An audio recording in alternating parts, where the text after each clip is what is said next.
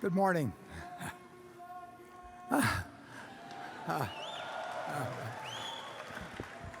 I'm Warren. He's Charlie. Charlie does most things better than I do, but this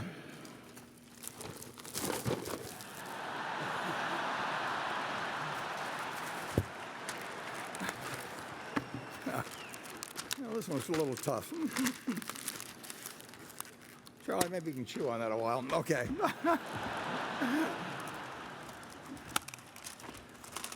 At the formal meeting that will begin at 3:45, we will elect 14 directors. Charlie and I are two of them, and I would like to introduce the other 12. I'll do it in alphabetical order.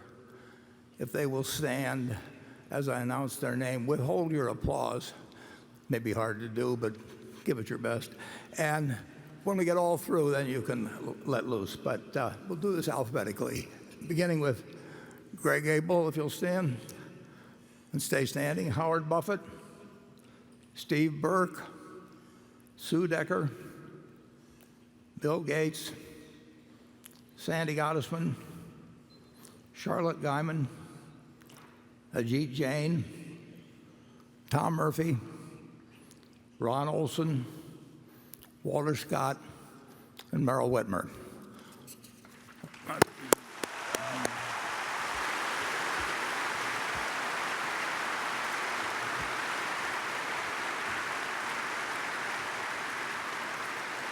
see.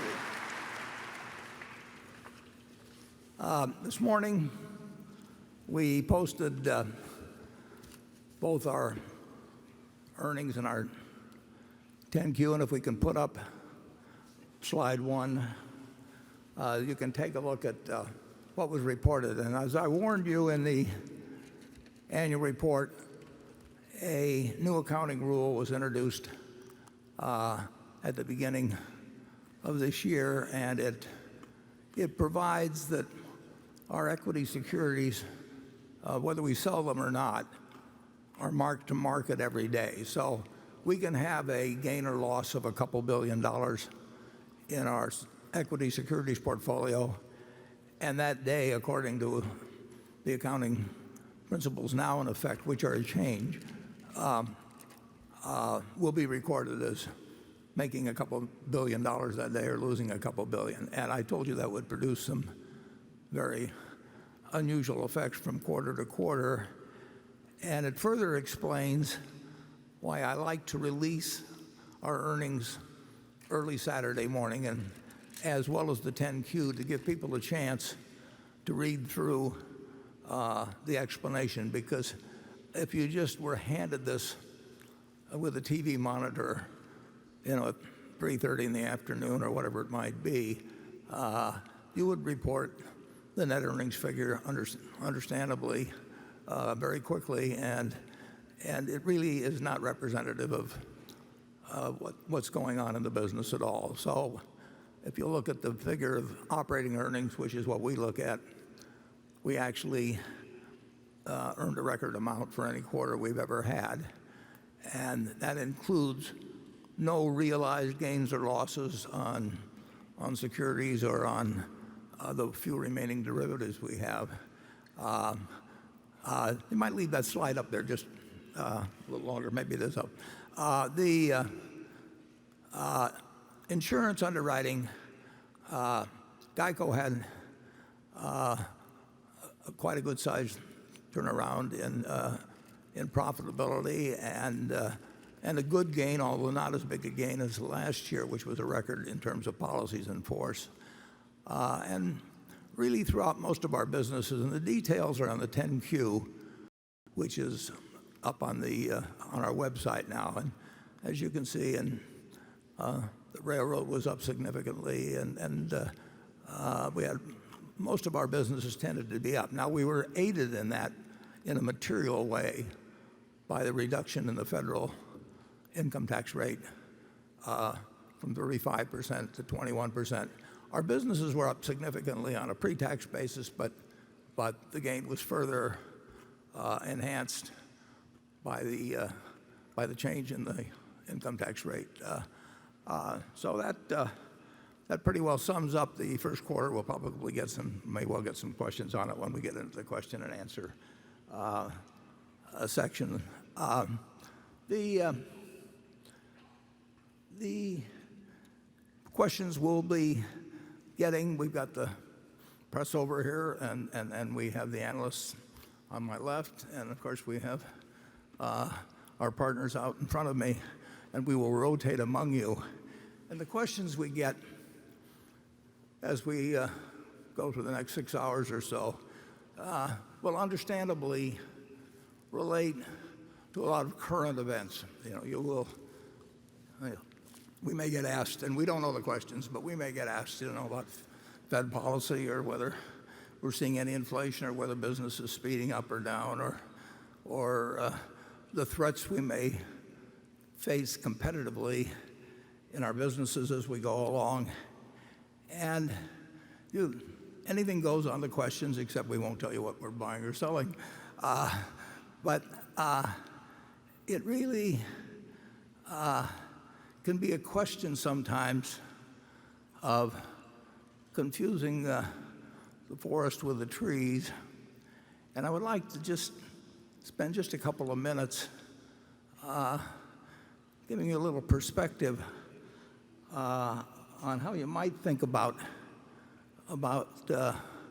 investments, as opposed to the tendency to focus on what's happening today, or even this minute as you go through. And to help me in doing that, I'd like to go back through a little personal history, and we will start. I have here a New York Times of March 12th, 1942. I'm a little behind on my reading. And if you go back to that time, it was just about 3 months since we got involved in a war which we were losing at that point. The newspaper headlines were filled with bad news from the Pacific, and I've taken just a couple of the headlines from the days preceding March 11th, which I'll explain. It's kind of a momentous day for me. And so you can see these headlines. We've got slide 2 up there, I believe. And we were in trouble, big trouble, in the Pacific.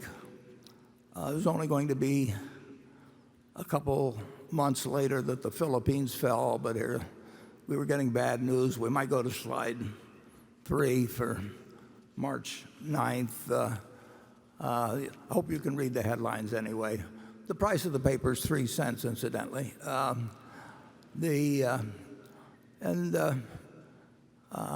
see, we've got March 10th up there, a slide. When I get to this advanced technology of slides, I want to make sure I'm showing you the same thing that I'm seeing in front of me. So anyway, on March 10th, when again the news was bad, foe clearing path to Australia, and it was like the stock market had been reflecting this, and I'd been watching a stock called City Service preferred stock, which had sold at $84 the previous year. It had sold at $55 the year before, early in January, 2 months earlier, and now it was down to $40 on March 10th. So that night, despite these headlines, I said to my dad, I think I'd like to pull the trigger, and I'd like you to buy me three shares of City Service Preferred the next day. And that was all I had. I mean, that was my capital accumulated over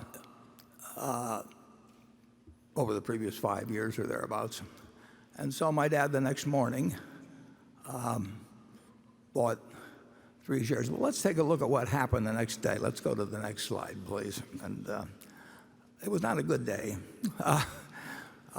The stock market, the Dow Jones Industrials broke 100 on the downside. Now they were down 2.28%, as you see, but that was the equivalent of about a 500-point drop now. So I'm in school wondering what is going on, of course. Incidentally, you'll see on the left side of the chart, the New York Times put the Dow Jones Industrial Average below all the averages they calculated. They had their own averages, which have since disappeared, but the Dow Jones has continued. So the next day,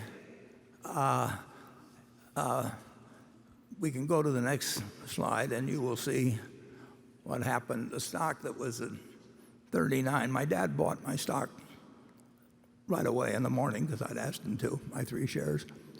And so I paid the high for the day. That 38 and a quarter was my tick, which is the high for day. And by the end of the day, it was down to 37, which was really kind of characteristic of my timing in stocks that was going to appear in future years.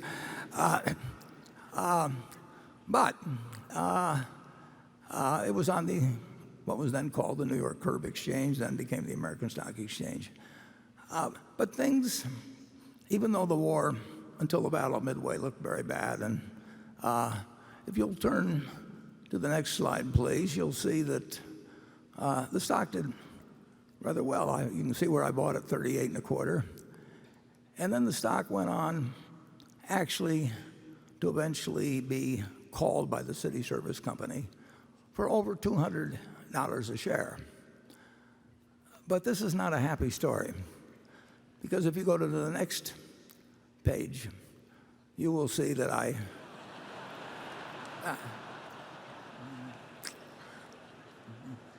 well, as they always say, it seemed like a good idea at the time.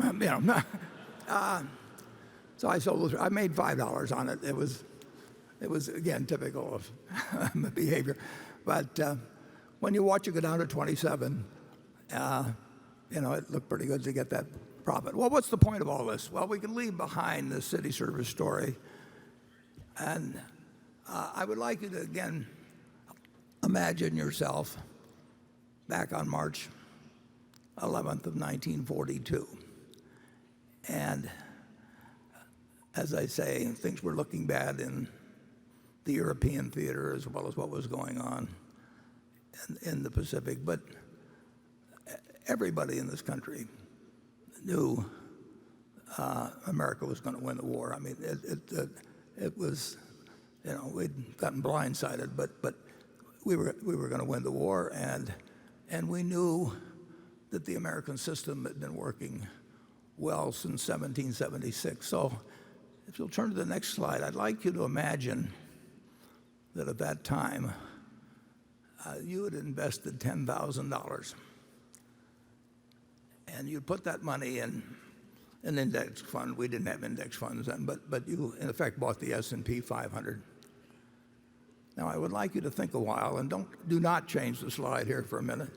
I'd like you to think about how much that $10,000 would now be worth if you just had one basic premise, just like in buying a farm, you buy it to hold throughout your lifetime and you look to the output of the farm to determine whether you made a wise investment.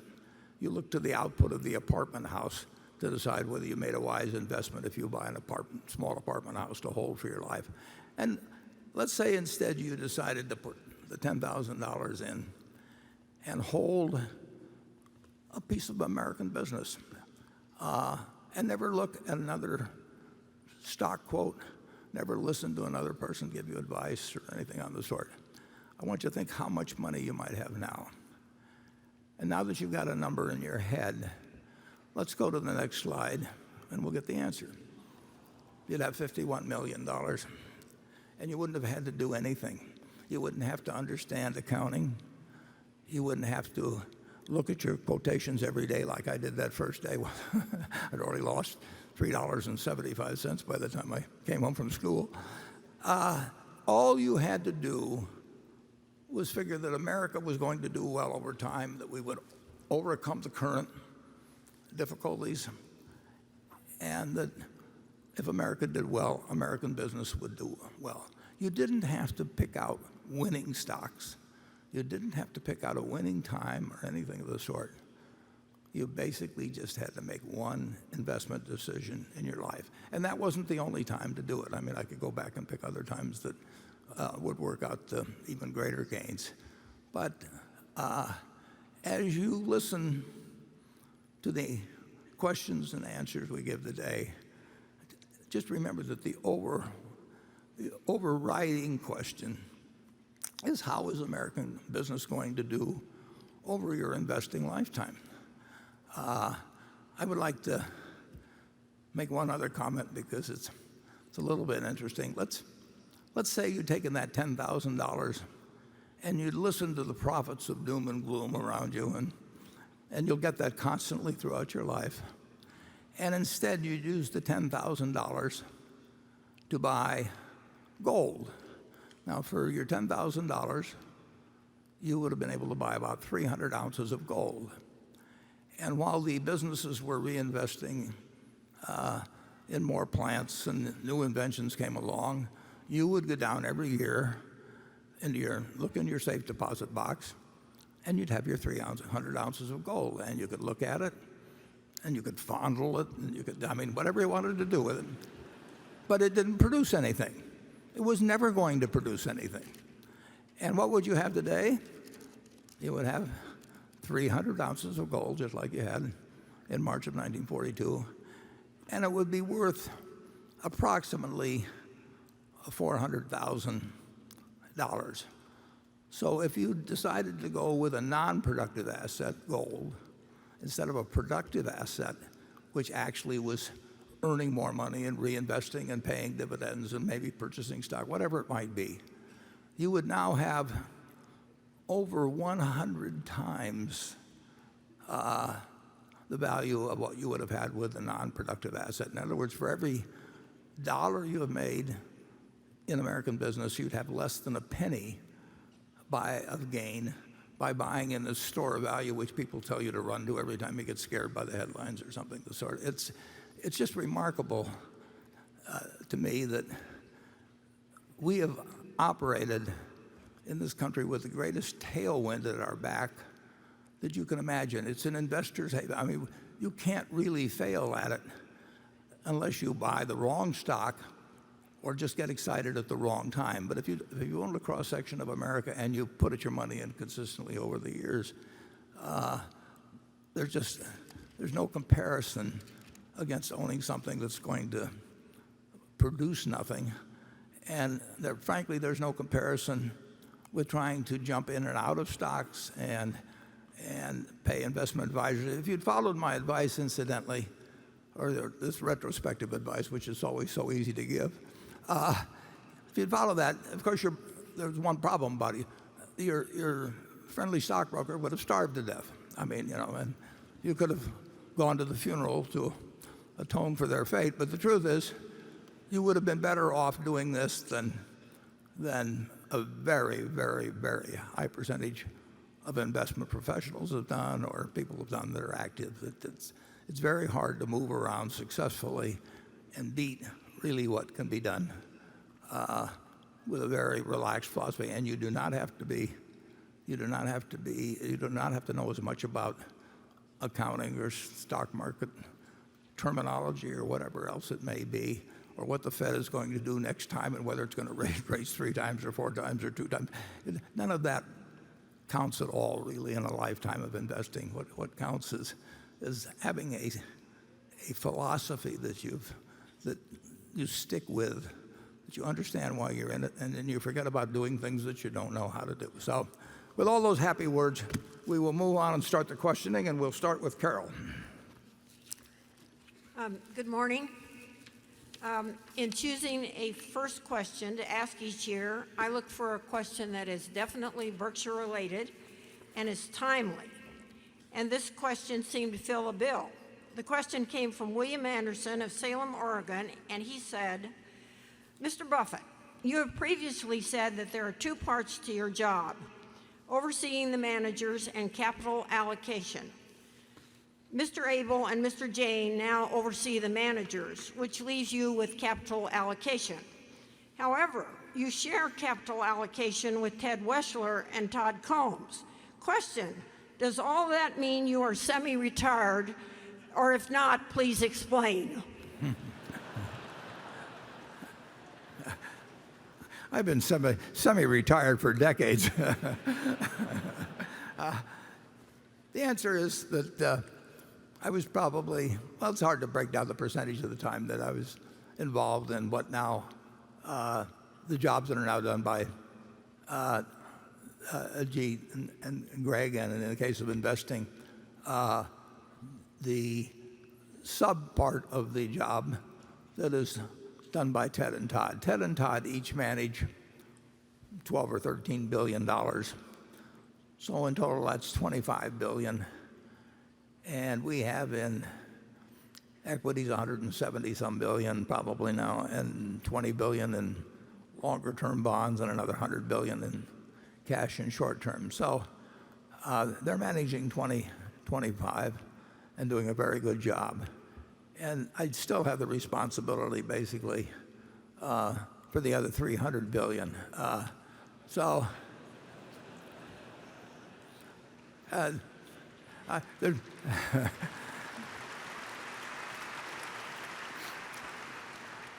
I think Charlie will tell you, in fact, I'd like him to comment, nothing's really changed that much.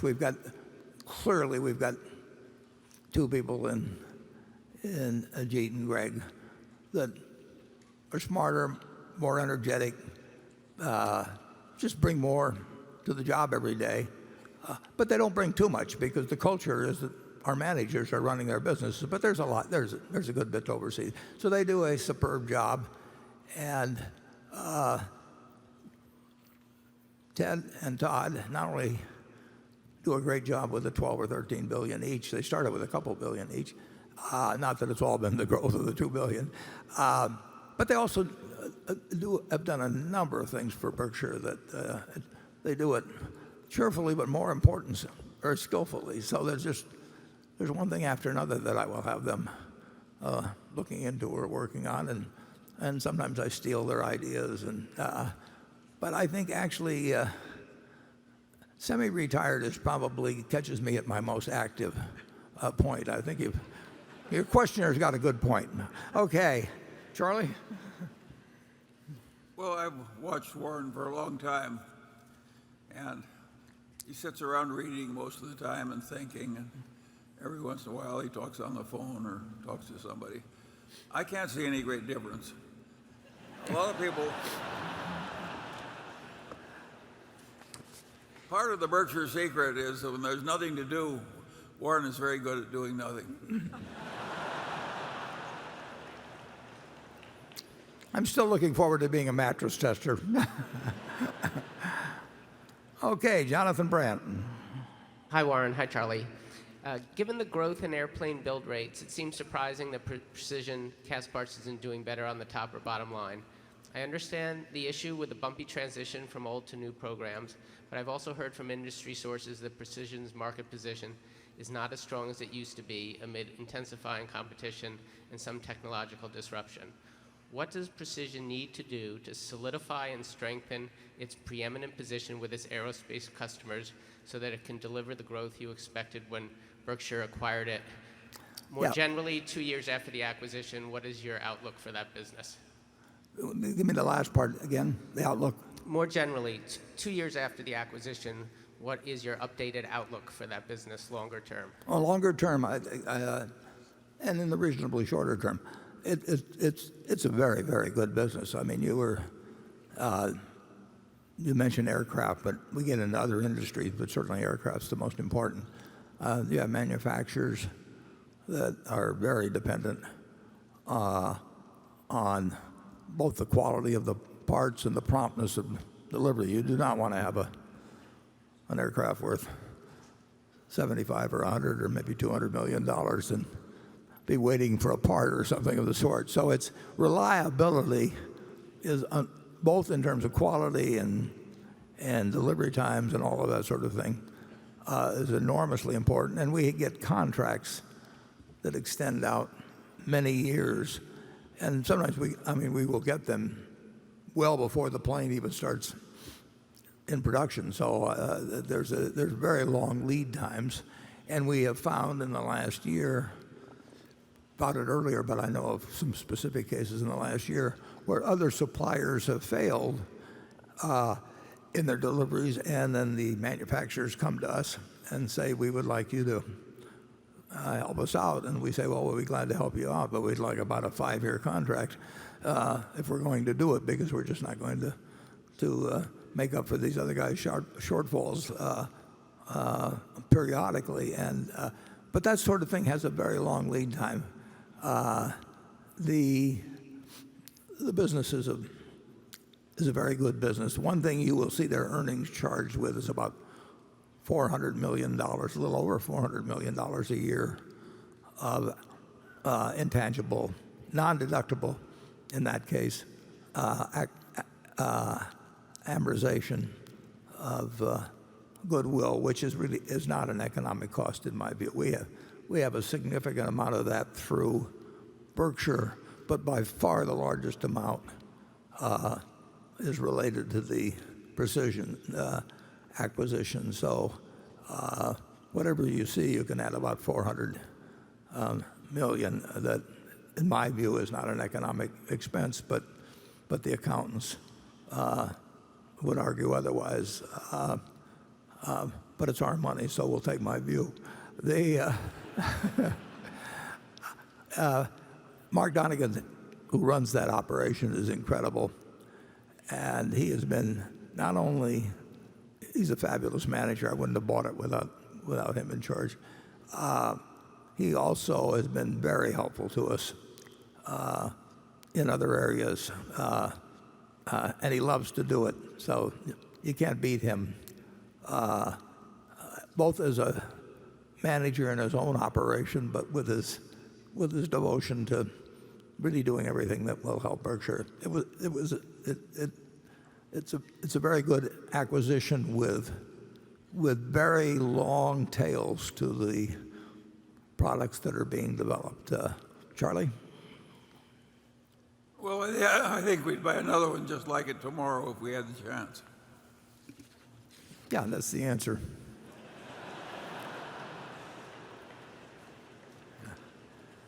Man, a few words, but he gets the point. Okay, now we will go to the shareholder in Station 1. I believe that's probably up here to my right. Hello, this is Xiao from Wuxi, China, Starwood Capital. And being in the meeting for 12 years, wish you and Charlie good health, so we could see you both run the meeting for 12 more years. Thank you. Quick question. We know both you and China delegations, U.S. and China delegations are in China for intense discussion on so-called trade war. Let's go one step beyond the trade war. Do you think there's a win-win situation for both countries, or the world is just too small for both to win, and we have to revisit your 1942 chart again? Thank you. Thank you. I'd like to just mention one thing. In August, I'm going to be 88, and that will be the 8th month of the year, and it's in a year that ends with an 8, and as you and I both know, 8 is a very lucky number in China. So if you find anything over there for me, this is the time. This is the time we should be acquiring something. All those 8s. Will do. The United States and China are going to be the two superpowers of the world, economically and in other ways. for a long, long, long time. We have a lot of common interests, and like any two big economic entities, there are times when there'll be tensions, but it is a win-win situation when the world trades, basically, and China and the U.S. are the two big factors in that. But there's plenty of other citizens of the world that are involved in how this comes out. And there's no question, and the nice thing about it in this country, I think, is that both Democrats and Republicans basically, on balance, believe in the benefits of free trade. And we will have disagreements with each other. We'll have disagreements with other countries on trade, but it's just too big and too obvious for that the benefits are huge, and the world's dependent on it in a major way for its progress. That two intelligent countries will do something extremely foolish. We both may do things that are mildly foolish from time to time, and there is some give and take obviously involved. But U.S. exports in 1970 and U.S. imports in 1970 were both about 5% of GDP. So here we were selling 5% of our GDP and buying up 5% of our GDP, basically. Now, people think we don't export a lot of things. Our exports are 11 and a fraction percent of GDP. They've more than doubled as a share of this rising GDP. But the imports are about 14.5%. So there's a gap of 3% or thereabouts. And I would not like that gap to get too wide.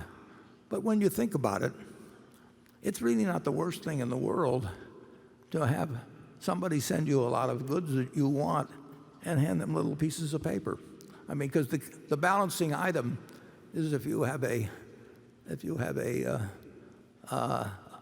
surplus or a deficit in your trade, you're going to have a surplus in investment. And so the world is getting more claim checks on the United States. And they to some extent, they buy our government securities, they can buy businesses. And over time, you don't want the gap to get to be too wide because the amount of claim checks you were giving out to the rest of the world could get a little unpleasant under some circumstances. But we've done remarkably well with trade. China's done remarkably well with trade. The countries of the world have done remarkably well with the trade. So it is a win-win situation, and the only problem gets to be when one side or the other may want to win a little bit too much, and then you have a certain amount of tension.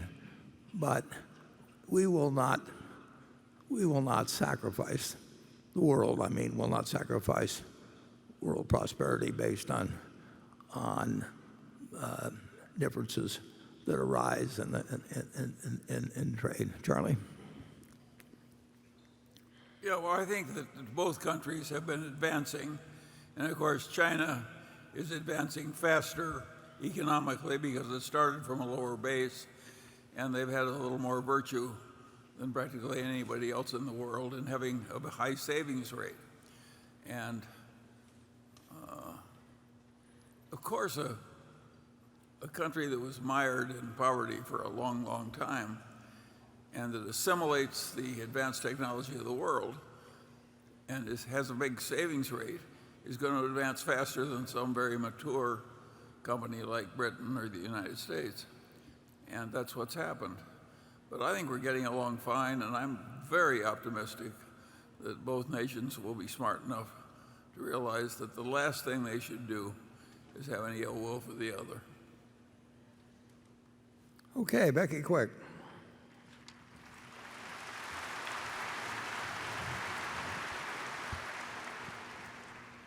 This question comes from Kirk Thompson. He says, Warren, in this year's annual letter to shareholders, you referenced both cheap debt and a willingness by other companies to leverage themselves as competitive examples as to why it's hard to get more acquisition deals done. It seems like the trust and prestige of doing a deal with Warren Buffett and Charlie Munger allow Berkshire to get a hometown discount and beat out other firms that might pay a little more to a prospective seller. Have you given thought to having other Berkshire managers have more public exposure so future generations of successful business owners continue to bring deal opportunities to Berkshire like they have in prior decades? Yeah, that sort of reminds me of, who was it? Tony O'Reilly remarked one time about the responsibility of a CEO, that the very first job of the CEO was to search through his organization and find that person who had the initiative and the brains, the determination, all of the qualities to be his logical successor, and then fire the guy. There's no question. I think the reputation of Berkshire as being a very good home for companies, particularly private companies, but a good home for companies. I don't think that reputation is dependent on me or Charlie. It may take a little, there'll be a little testing period for whoever takes over in that respect. But basically, we've got the money to do the deals. We'll have the money to do the deals subsequently. People can see how our subsidiaries operate in the future.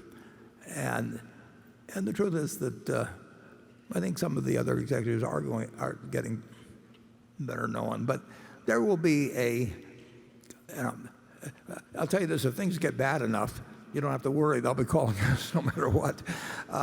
So I do not worry about the so-called deal flow, which is a term I hate. But I don't think I think that's dependent on Berkshire and not dependent on me. And as I've mentioned, my phone isn't ringing off the hook with good deals, so that apparently this big winning personality or something is not delivering for you. So it may be the next person will be even more, get even more calls. Berkshire, the reputation belongs to Berkshire now, and we are, for somebody that cares about a business that they and their parents and maybe their grandparents lovingly built over decades, if they care about where that business ends up being after, for one reason or another, they don't want to keep it or can't keep it in the family, we absolutely are the first call, and we will continue to be the first call, whether Charlie or I answer the phone or somebody else does. Charlie? Well, a lot of the subsidiaries have for a long time already been making all kinds of acquisitions with people they know and we don't. So it's already happening. And in fact, it's happening more there than it is at headquarters.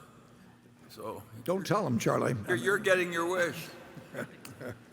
And it is weird that about 99% of the public companies that change hands in terms of control change hands in a sort of auction presided over by an investment banker.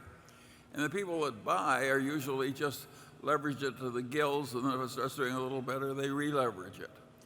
And that money is coming out of the charitable endowments and pension plans who are making these highly leveraged investments in all these companies changing hands at very high prices. Sooner or later, this is not going to work perfectly. Yeah. And it's going to have an unpleasant episode. And I think we'll be around and in good shape at that time. There was one fellow who came to me many years ago, and he had a wonderful business. And he had been worried because he had seen a friend of his die, and the problems that arose later when managers, to some extent, tried to take advantage of the widow, and it became a disaster. So he said he thought about it a lot the previous year, and he decided he didn't want to sell the business to a competitor who would be a logical buyer, because they would fire all of his people, and the CFO that would remain, and all up and down the line, they'd all be the acquirers people. He didn't want to do that to his people. And then he thought, and he didn't want to sell it to a private equity firm because he felt they'd leverage it up. He never liked the leverage that much, and then they'd just resell it later on to somebody, so it would be totally out of control of what he wanted to do. And he wanted to keep running it himself. So he said, Warren, he said, it isn't that you're such a great guy. He says, you're the only one left. So Berkshire will continue to be the only one left in many cases. Gary Ransom. Good morning. Warren, in your annual letter, you wrote about the potential for a $400 billion natural catastrophe event, something out in the tail of the loss distribution. I can think of another risk that could have a similar order of magnitude, and that would be cyber risk. I'm sure all your managers have taken steps against that potential, but out in the tail of the cyber risk distribution, it could hit a lot of industries, a lot of your companies. So how do you think about and prepare for the big one in cyber? Yeah. Well, I include, incidentally, in that part I wrote in the annual report where I said there roughly nobody knows the answer on this. I mean, I could stick down two, and somebody else much smarter in insurance would stick down a different figure. But I think it's about a 2% risk of what I call a $400 billion super cat of all time, but cyber is in that equation. I mean, it's not just earthquakes and that sort of thing. And frankly, I don't think we or anybody else really knows what they're doing when writing cyber. I mean, it is just very, very, very early in the game, and we don't know what the interpretations of the policies necessarily will be. We don't know the degree to which there'll be correlated incidents which we don't really think are correlated now or haven't had the imagination to come up with. We know that every year when I go and hear these people from the CIA or wherever it may be, they tell me that the offense is ahead of the defense and will continue that way. And I can dream of a lot of cyber incidents, which I'm not going to spell out here, because the people that have twisted minds maybe, they probably got way more ideas than I've got, but I don't believe in feeding them any. But it's a business where we have a pretty good idea of the probabilities of a quake in California, or the probabilities of a 3 or a 4 hurricane hitting Florida or whatever it may be. We don't know what we're doing in cyber, and we try to keep, we don't want to be a pioneer on this. We do some business in that arena in Berkshire Hathaway especially, but if you're doing something for competitive reasons, which I'm okay with, but when I'm doing something that people tell me is a competitive necessity, we are going to try not to have, we don't want to be number 1 or number 2 or number 3 in exposures on it.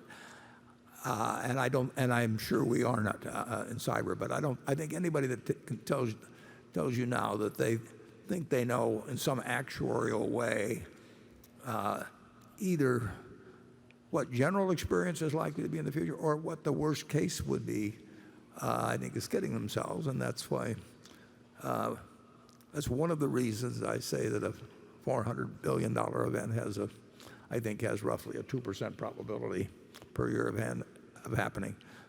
Cyber is uncharted territory, and it's going to get worse, not better. And then the question is whether if we have a whole bunch of $25 billion commercial limits out there, whether there's some aggregation that we didn't foresee, or that the courts interpret those policies differently, then they are generally going to give the benefit of the doubt to the insured. So you're right in pointing that out as a very material risk, which didn't exist 10 or 15 years ago, and will be much more intense as the years go along. And all I can tell you, Gary, is that's part of my $400 billion and my 2%. But if you've got a different guess, it's just as likely that yours is right than mine on that. Charlie? Yeah, well, something that's very much like cyber risk is you got computers programmed to do your security trading, and your computer goes a little wild from some error. And that's already happened at least once, where somebody just was fine one morning, and by the afternoon they were broke because some computer went crazy. We don't have any computers we allow to go big automatically trading securities. I think generally Berkshire is less likely than most other places to be careless in some really stupid way. I do think if there's a mega cat from cyber, let's say it hits $400 billion, I do not think we'll have more than a 3%. No, we'll get our share. But it will destroy. What will destroy a lot of companies? We will actually, if we had a $12 billion loss, I would think, except for the new accounting rule, but I would think from what I call operating earnings, we would probably still have a reasonable profit that year. I mean, we are in a different position than any insurance company I know of in the world in our ability to handle the really super cat. Okay, shareholder from Station 2.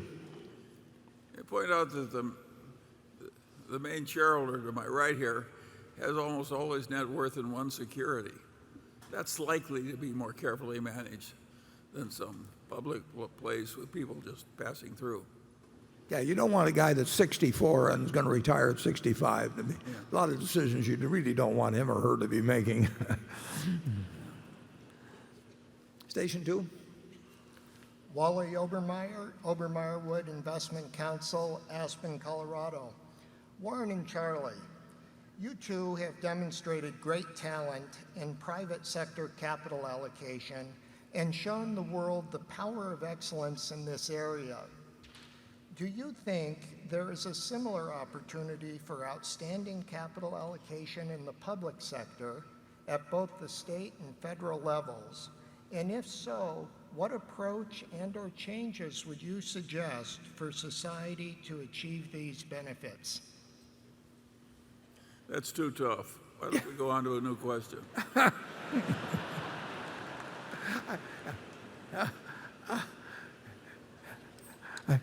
I'm afraid I have nothing to add.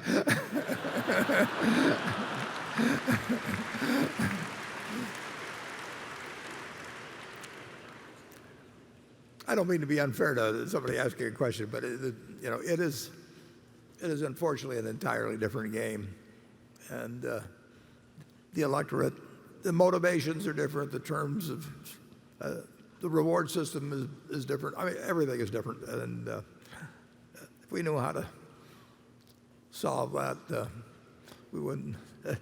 We can't add anything to what you had. your view. I'm sorry on that. Okay. Andrew? Hi, Warren. This question comes from Paul Speaker of Chicago, Illinois. I believe he may be here today. He writes, one of your more famous and perhaps most insightful quotes goes as follows. Should you find yourself in a chronically leaking boat, energy devoted to changing vessels is likely to be more productive than energy devoted to patching leaks. In light of the unauthorized accounting scandal at Wells Fargo, of its admission that it charged customers for duplicate auto insurance, of its admissions that it wrongly fined mortgage holders in relation to missing deadlines caused by delays that were its own fault, of its admission that it charged some customers improper fees to lock in mortgage interest rates, of the sanction placed upon it by the Federal Reserve prohibiting it from growing its balance sheet, and of the more than recent $1 billion penalty leveled by federal regulators for the aforementioned misbehavior. If Wells Fargo Company is a chronically leaking boat, at what magnitude of leakage would Berkshire consider changing vessels? Yeah, well, Wells Fargo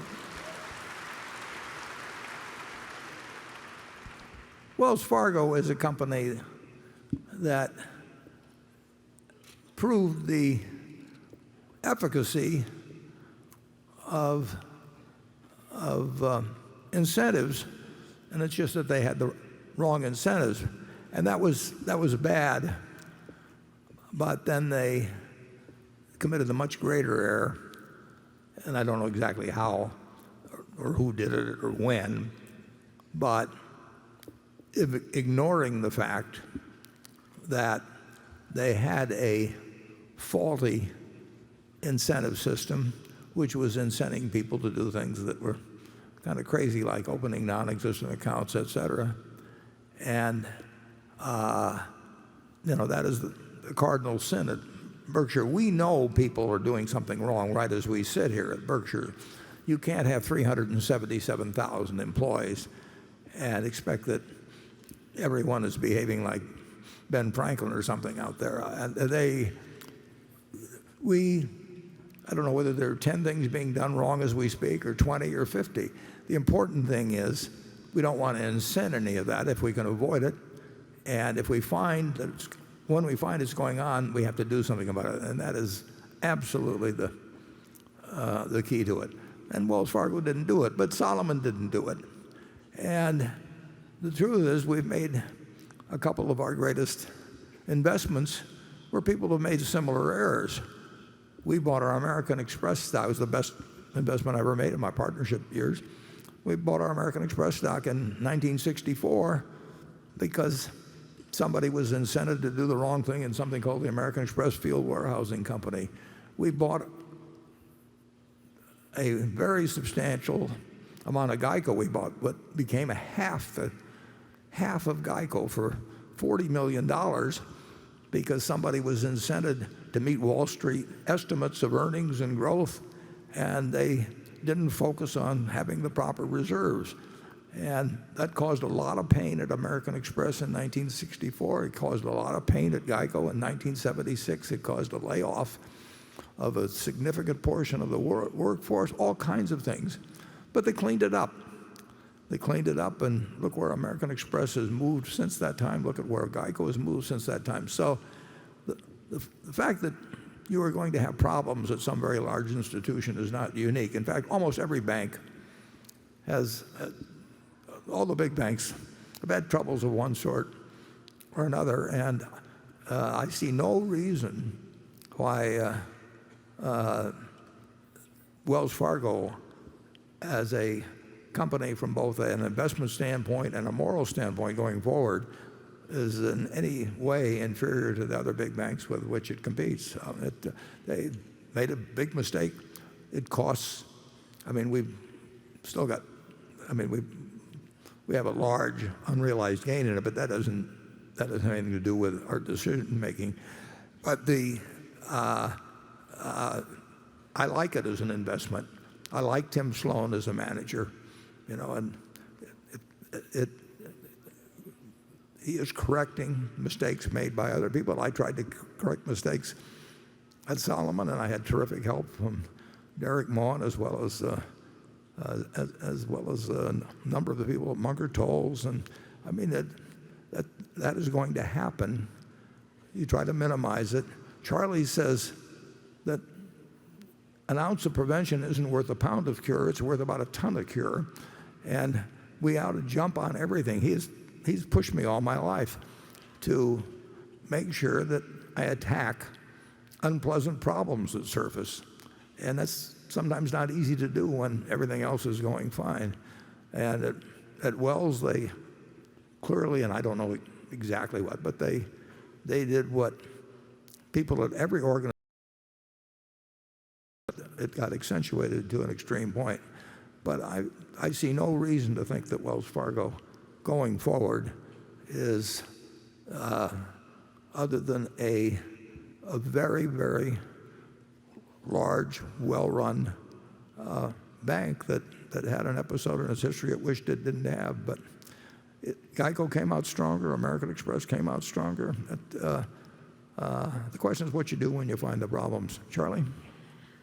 Well, I agree with that. I think Wells Fargo is going to be better going forward than it would have been if these leaks had never been discovered. Or happened. Yeah, so I think but I think Harvey Weinstein has done a lot for improving behavior too. Yeah. It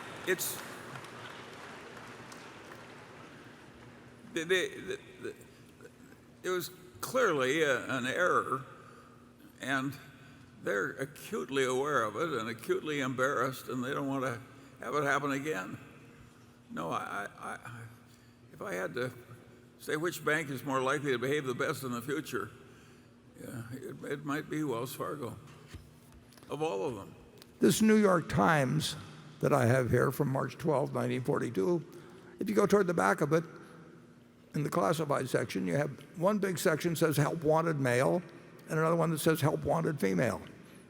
Was the New York Times doing the right thing in those days? I think the New York Times is a terrific paper, but that people make mistakes and the idea of classifying between taking ads and saying, well, we'll take them and divide them up between men and women, what jobs we think are appropriate, or the advertiser thinks is appropriate. We do a lot of dumb things in this world, and Geico, as I say, in the early 1970s, they just ignored, and you can do it, the setting of proper reserves, which mean they charged the wrong price to new customers because they thought their losses were less than they were. And I'm sure some of that may have been a desire to please Wall Street or just because they didn't want to face how things were going. But it came out incredibly stronger. And now it's got 13% of the households in the United States insured, and it came out with an attention to reserves and that sort of thing that was heightened by the difficulties that they'd found themselves in when they almost went bankrupt. 42. It was a lot more stupid than Wells Fargo. It was really stupid what they did way back, right? Yeah, they had the world by the tail, and then they quit looking at the reserve development. But it was American Express was just picking up a few dollars by having the field warehousing company in 1963, and they were worried whether it was going to sink the company. And when some guy named Tino DeAngelis in, I think it was Bayonne, New Jersey. In fact, I went to the annual meeting in 1964 of American Express after the scandal developed, and somebody asked if the auditor would step forward, and the auditor from one of the big firms, which I won't mention, came up to the microphone, and somebody said, "How much did we pay you last year?" And the auditor gave this answer, and then the questioner said, "Well, how much extra would you have charged us to go over to Bayonne, which was 10 miles away, and check whether there's any oil in the tanks?" So here was something in a tiny little operation. Some guy was calling in from a bar in Bayonne and telling them the phony stuff was going on, and they didn't want to hear it. They shut their ears to it. And then what emerged was one of the great company after this kind of what they felt was a near-death experience. So we're going to make mistakes. I will guarantee you that we will get some unpleasant news at Berkshire. I don't know what it'll be. The most important thing is we do something about it. And there have been times when I procrastinated, and Charlie has been the one that jabs me into action. And so he's performed a lot of services you don't know about. Okay. Greg Warren. Good morning, Warren. I have a little bit of a follow-up on Becky's question. At the 2014 annual meeting, as well as this morning, you noted that the power of Berkshire brand and its reputation, as well as the strength of Berkshire's balance sheet, would allow the company's next managers to replicate many of the advantages that have come with your being the face of the organization. one of which has been an ability to extract high rents from firms in exchange for a capital infusion and the Buffett seal of approval during times of financial distress. I buy the argument about the strength of the balance sheet and believe that deals will continue to be done, with sellers still lining up to become part of the Berkshire family, especially if the company's next managers are allowed to keep a ton of cash on hand. But I'm not entirely convinced that they'll be able to garner the same 8, 9, 10% coupons, as well as other add-ons that you've been able to extract from firms like Goldman Sachs and Bank of America in times of distress. I'd expect those rents to be at least a few percentage points lower once you're no longer running the show. That is until those managers build up a reputation to warrant higher returns. Am I right to think about it that way? I'm not sure. When we, you mentioned Goldman Sachs, when we also did with General Electric in September, early October of 2008, we probably could have actually extracted better terms. I think it might have been counterproductive in the end, but we would have done better, incidentally, financially, if we'd really waited till the panic developed further. Of course, I didn't know how far it would develop, but we could have made a lot better purchases 3 or 4 or 5 months later than we did at that time. And we also did not want to do something that looked to be so high as to make the transaction disadvantageous to Goldman or to GE. They were going to take the terms we offered, but we actually didn't push it to the limit because there really wasn't anybody else around.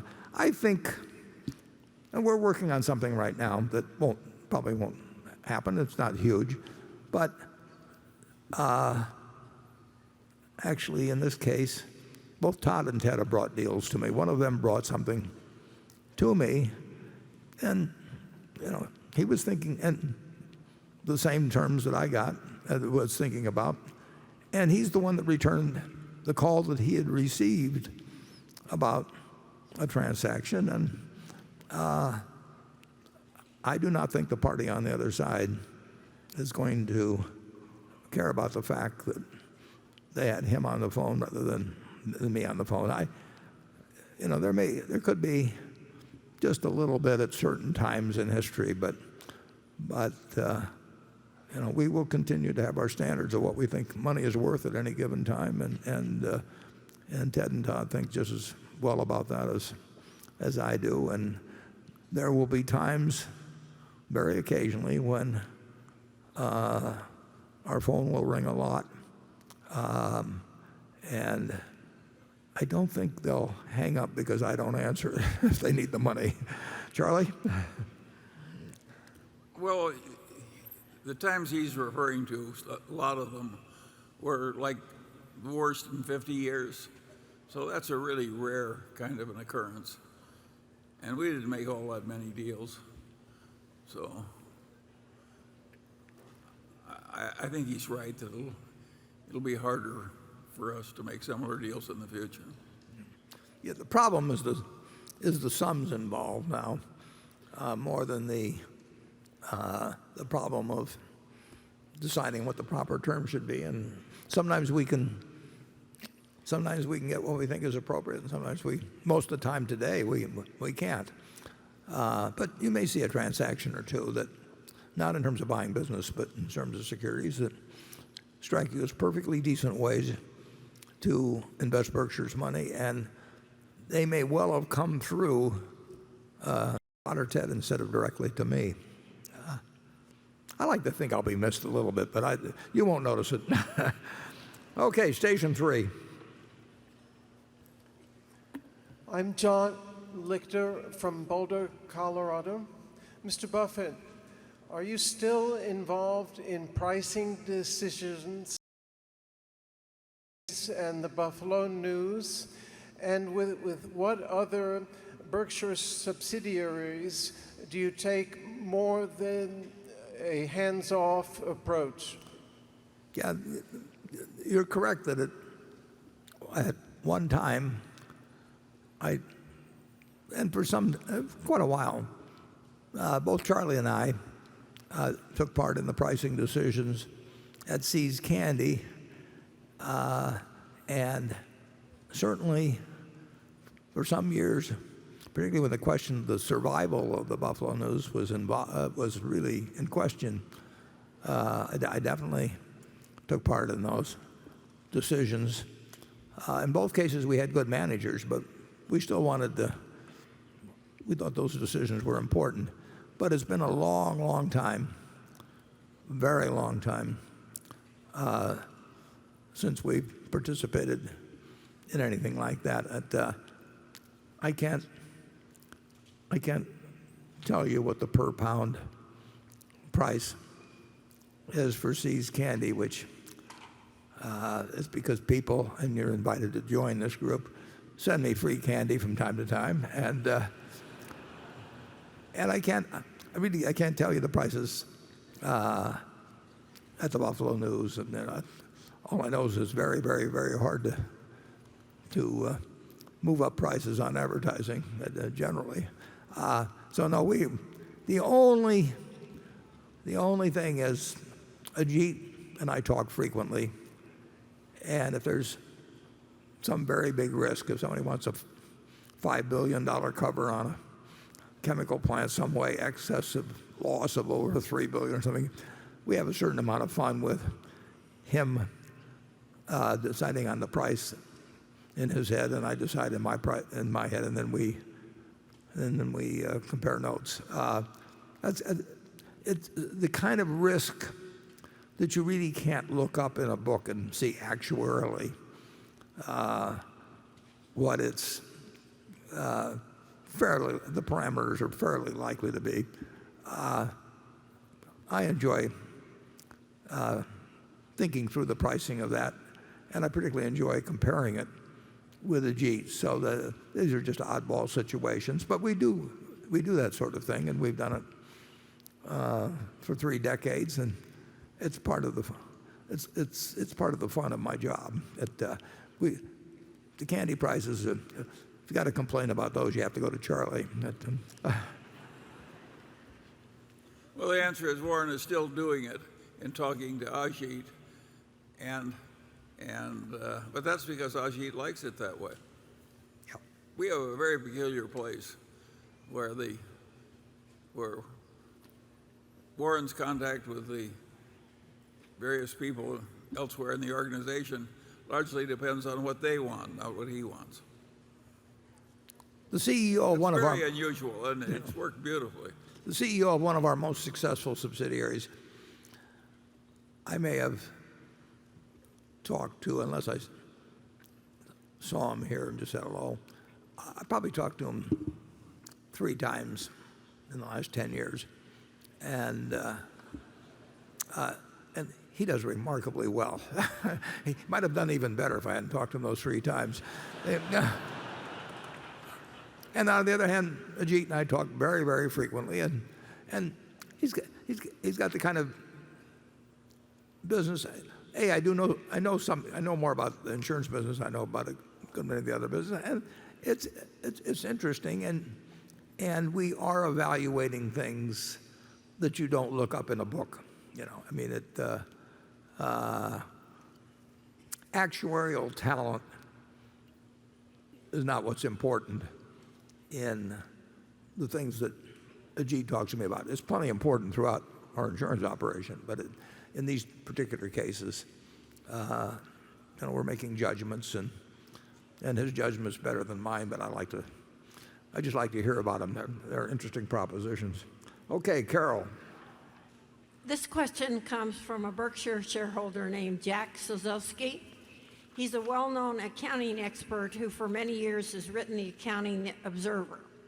Mr. Buffett, in this year's shareholder letter, you have harsh words for the new accounting rule that requires companies to use market values. For analytical purposes, you said, Berkshire's bottom line will be useless. I'd like to argue with you about that. Shouldn't a company's earnings report say everything that happened to and within a company during an accounting period. Shouldn't the income statement be like an objectively written newspaper informing shareholders of what happened under the management for that period, showing what management did to increase shareholder value and how outside forces may have affected the firm? If securities increased in value, surely the company and the shareholders are better off. And surely they're worse off if securities decreased in value. Those changes are most certainly real. In my opinion, ignoring changes in the way that some companies ignore restructuring costs is censoring the shareholders' newspaper. So my question is, how would you answer what I say? Well, my answer to the question asked, what my answer would be to what he said. I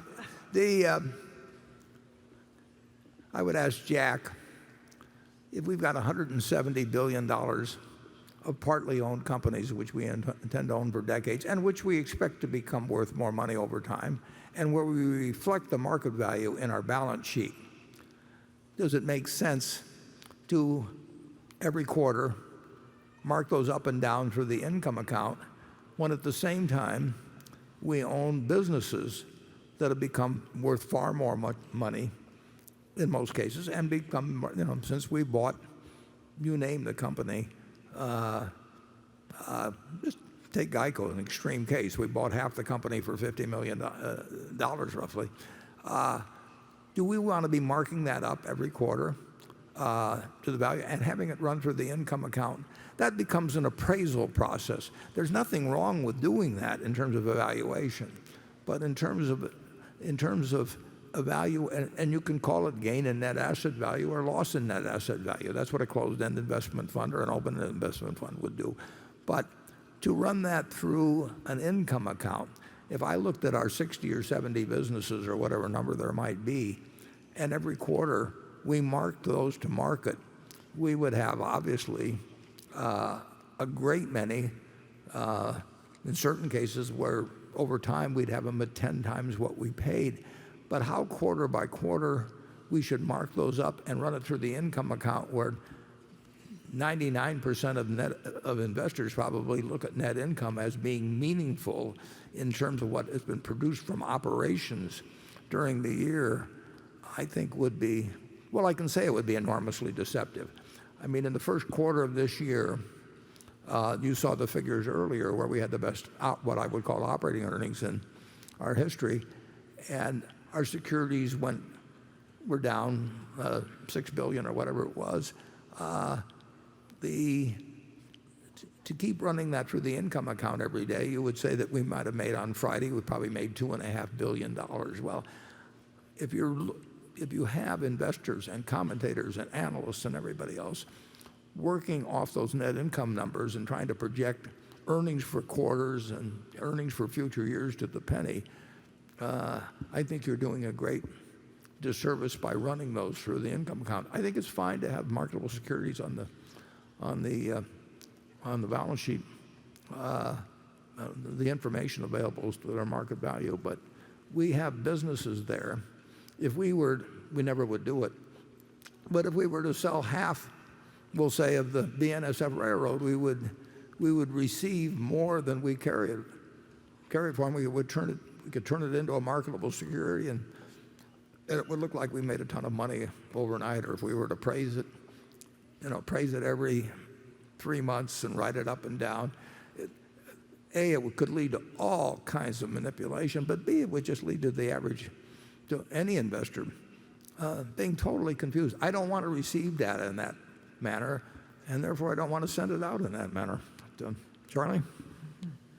Well, to me it's obvious that the change in valuation should be noted, and it is and always has been.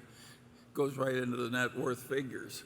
So the questioner doesn't understand his own profession.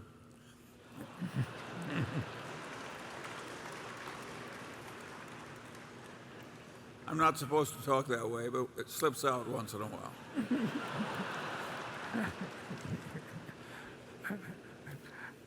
Sometimes he even gives it a push. Okay, Jonathan. McLean's core operating margins have dropped about 50% from where they've generally been since acquisition. Could you elaborate on the competitive pressures in the grocery and convenience store distribution business that have caused the deterioration in profits? And do you expect the margin structure of that business to eventually get back to where it was, or is this the new normal? Well, I don't know the answer to the second part about the future, but there's no question that the margins have been squeezed. They were very, very narrow. As you know, they were about 1 cent on the dollar pre-tax, and they've been squeezed from that. Payment terms get squeezed, and in some cases we have fairly long-term contracts on that, so it'll go on for 5 years at one, and then it's a very, very tight margin business. And the situation's even worse than you portray, because within McLean we have a liquor distribution business in a few states, and that business has actually increased its earnings moderately, and we've added to that business. So within McLean's figures are about $70 million or so pre-tax from the liquor part that have nothing to do with the massive part you're talking about in terms of food distribution. So the decline is even greater in what you're referring to than you've noticed, and that's just become very, very much more competitive, and we have to decide. You'll look at our competitors, and they're not making much money either, and that's capitalism.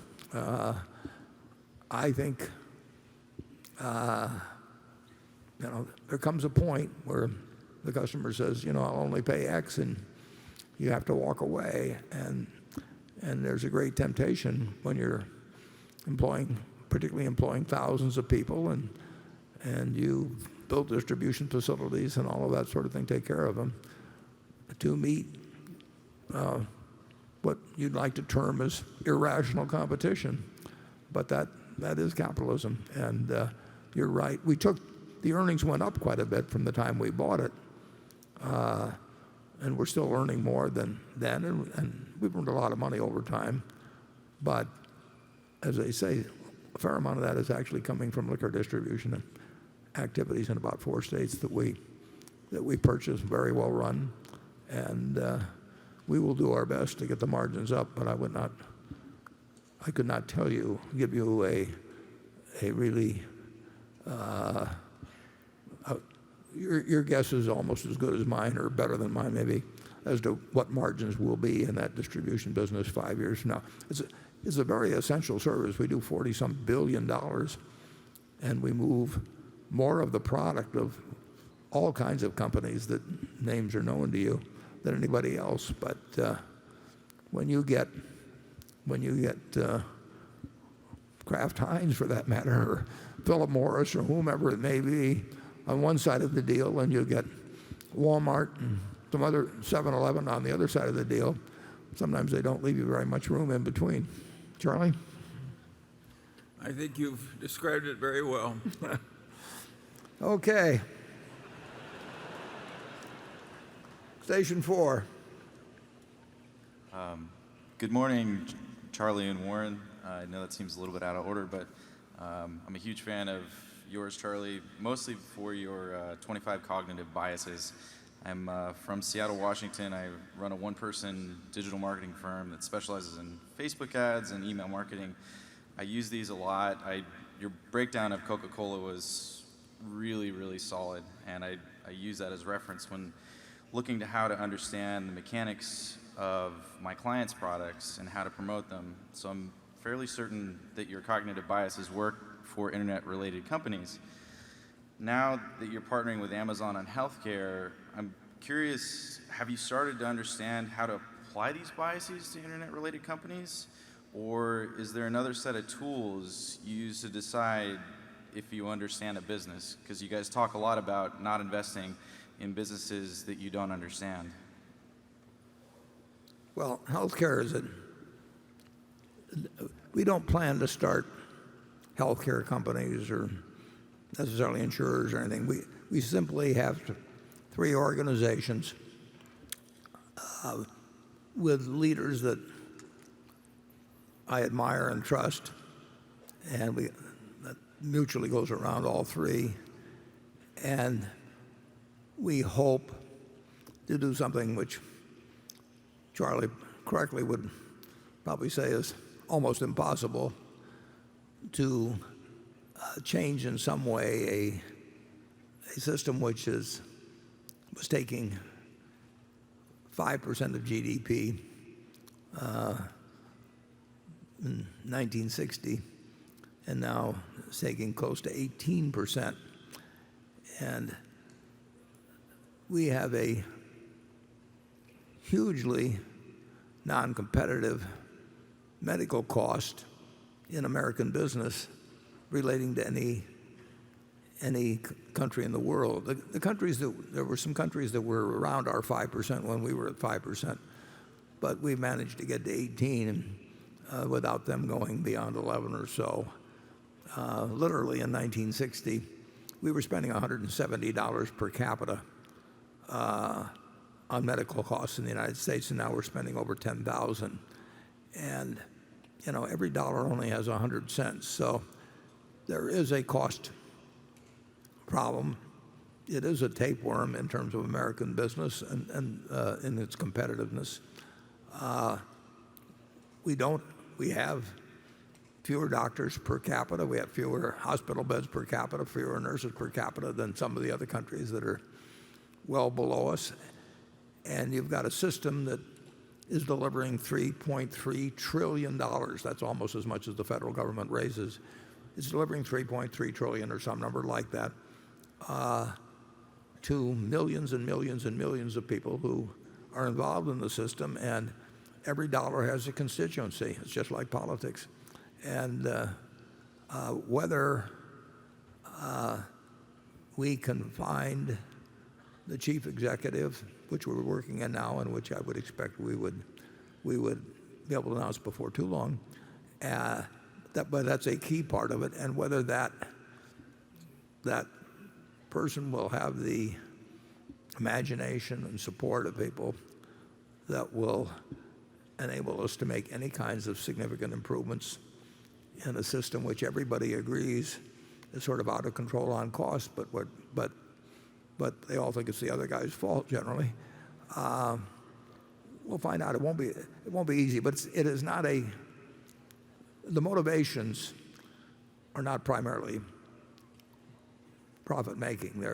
We want our employees to get better medical service at a lower cost. We're certainly not going to come up with something where we think the service that they receive is inferior to what they're getting now, but we do think that there may be ways to make some significant changes that could have an effect, and we know that the resistance will be unbelievable, and if we fail, we've at least tried. But the idea is not that I will be able to contribute anything to, in some breakthrough moment by reading a few medical journals or something, changing something that is embedded in the medical system. But the idea is maybe the three organizations which employ over 1 million people and which, after we announced it, we had a flood of calls from people who wanted to join in, but there isn't anything to join into now. But they will if we have come up with any ideas that are useful. Whether we can bring the resources, bring the person, and the CEO is terribly important, and bring the person, support that person, and somehow figure out a better way for people to continue to receive better medical care in the United States without that 18% going to 20 or 22%, in the lifetime of, our children or something of the sort, because there are only 100 cents in the dollar, and we will see what happens. It's, if you were a Jeet actuarially figuring, you would not you would not bet on us, but I think there is some chance we will do something. There's a chance, nobody can quantify it, that we can do something significant, and we are positioned better than most people to try, and we've certainly got the right partners, so we will give it a shot and see what happens. Charlie?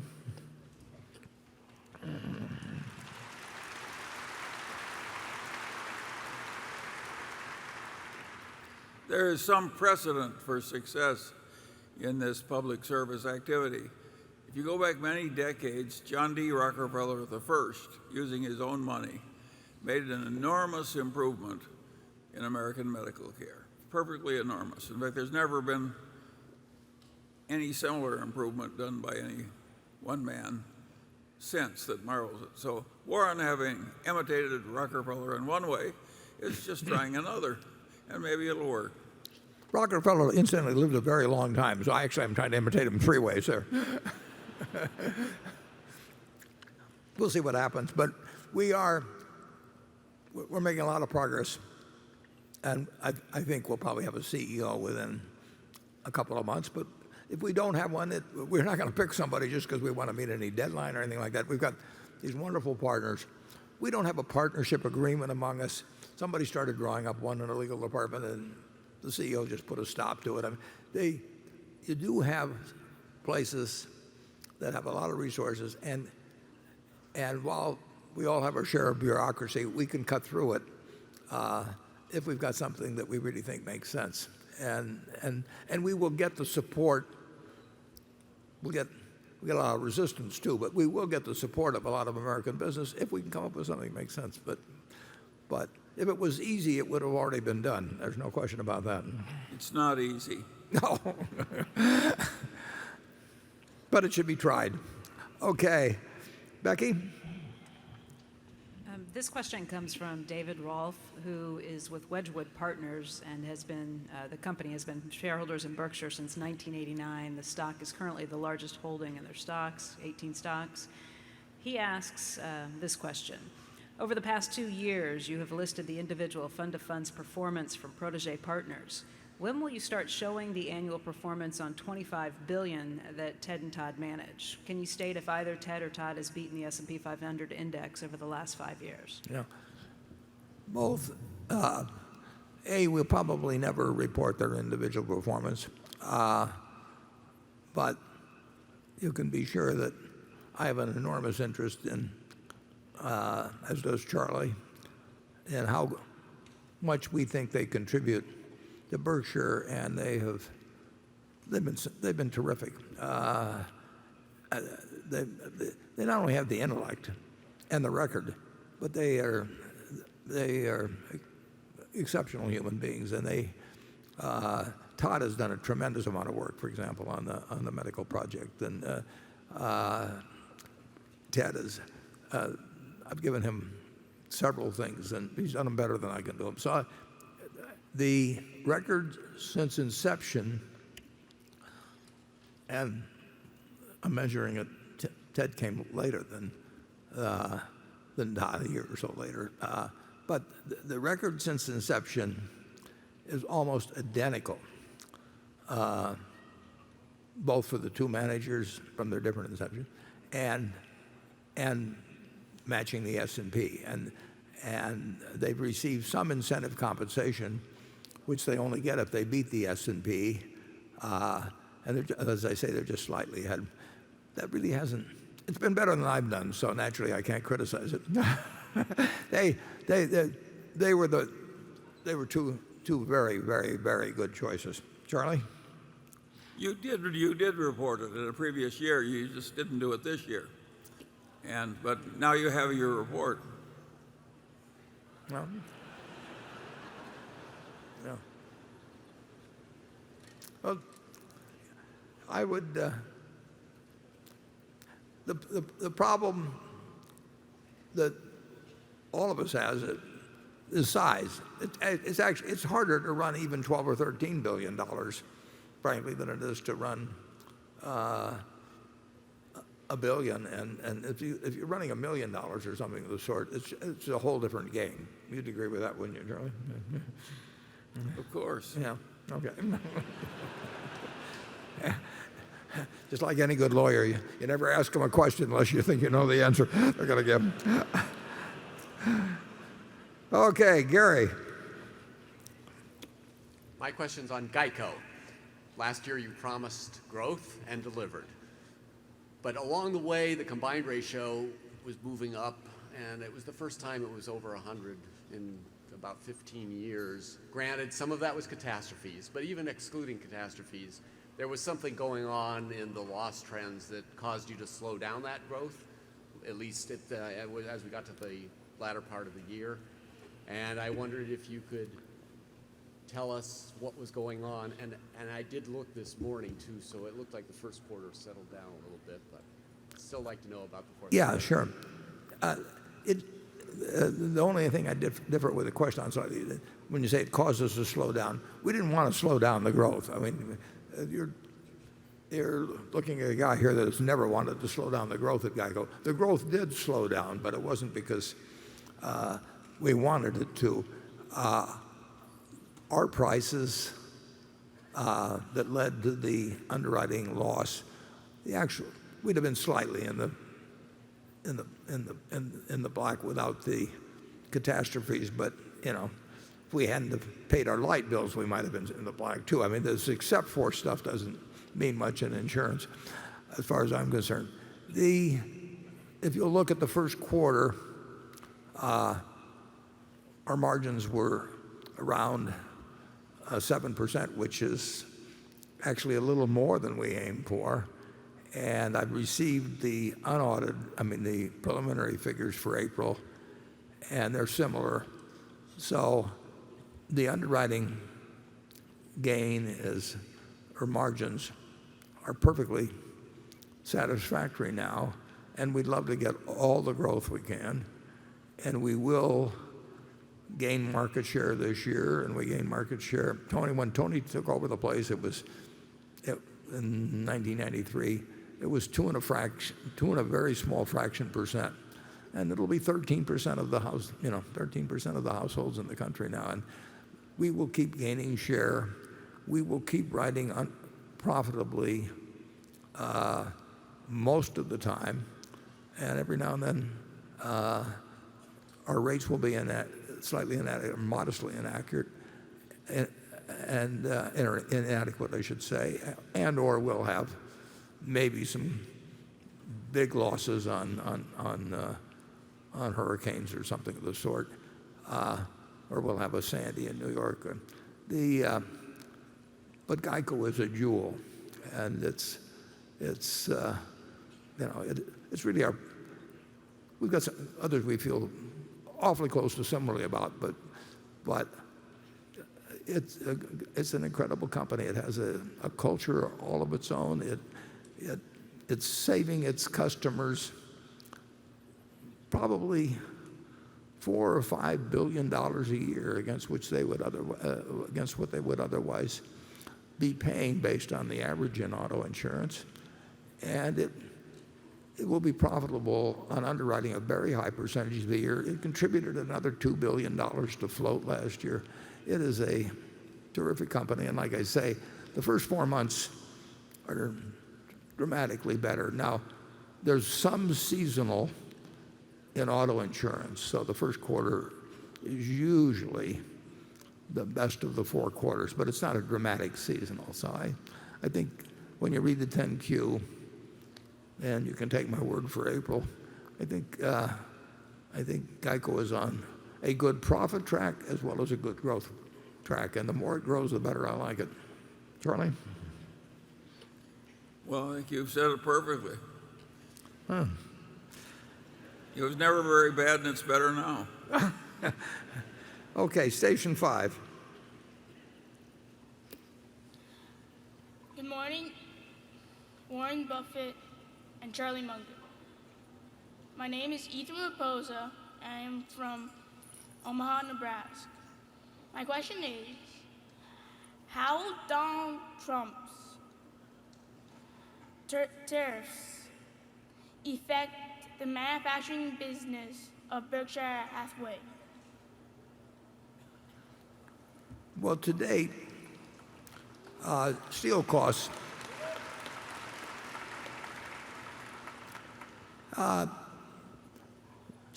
we've seen steel costs increase somewhat, but as I said earlier, I don't think the United States or China, there'll be some jockeying back and forth, and there'll be something that leaves some people unhappy, but I don't think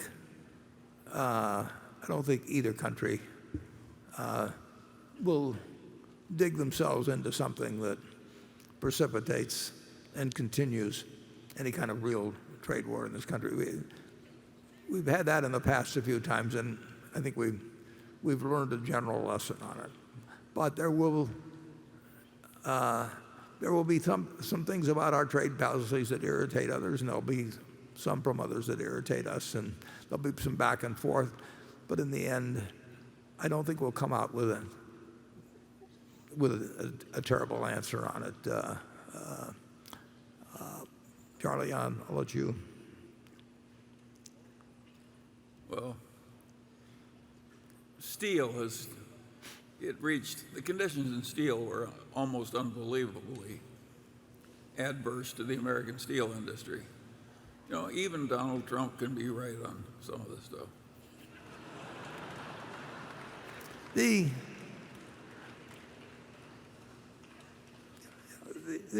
thing about trade, I've always said that the president, whether it's any president,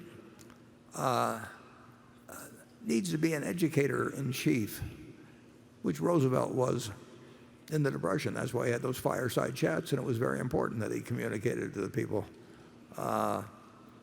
what needed to be done and how, and what was happening around them. And trade is particularly difficult because the benefits of trade are basically not visible. You don't know what you would be paying for the clothes you're ordering today if we'd had a rule they all had to be manufactured in the United States, or what you'd be paying for your television set or whatever it may be. No one thinks about the benefits day by day as they walk around buying things and carrying on their own business. The negatives, and there are negatives, are very apparent and very painful. And if you're laid off, like happened in our shoe business in Maine, and you are been a very, very, very good worker, and you are proud of what you did, and maybe your parents did it before you, and all of a sudden you find out that American shoes manufactured in America, are not competitive with shoes made outside the United States. You can talk all you know about Adam Smith or David Ricardo or something and explain the benefits of free trade and comparative advantage and all that sort of thing, and that doesn't make any difference. And if you're 55 or 60 years old, to talk about retraining or something like that, so what? It is tough in politics where you have a hidden benefit and a very visible cost to a certain percentage of your constituency. And you need to do two things under those circumstances. If you have that situation, you know what's good for the country. So you have to be very good at explaining how it does really hurt in a real way somebody that works in a textile mill like we had in New Bedford, where you only spoke Portuguese, half our workers only spoke Portuguese, and suddenly they have no job, and they've been doing their job well for years.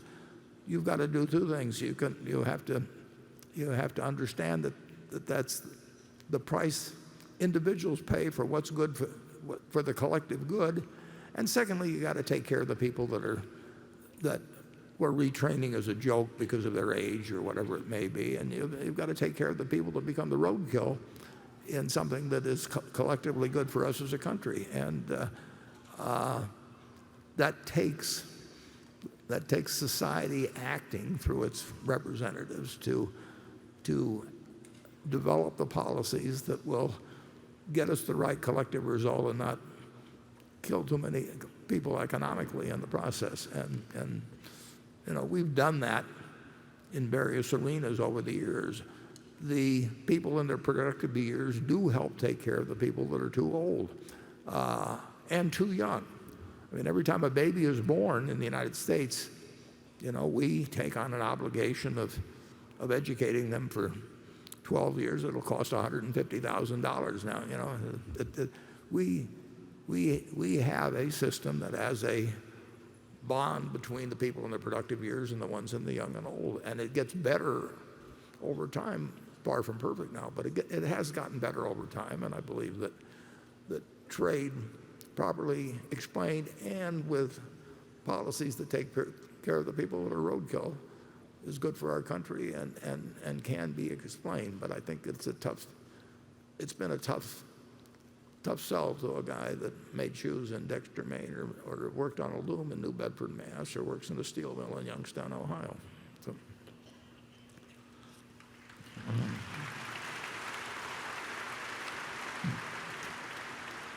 Andrew?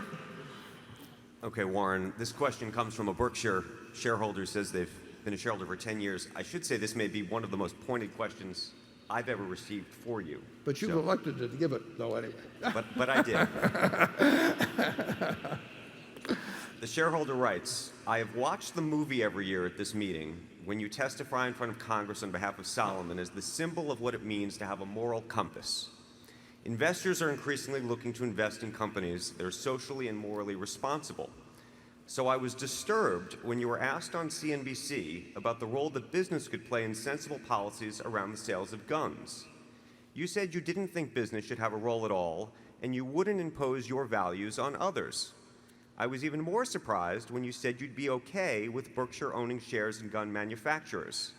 At this meeting years ago, you said you wouldn't buy a tobacco company because of the social issues.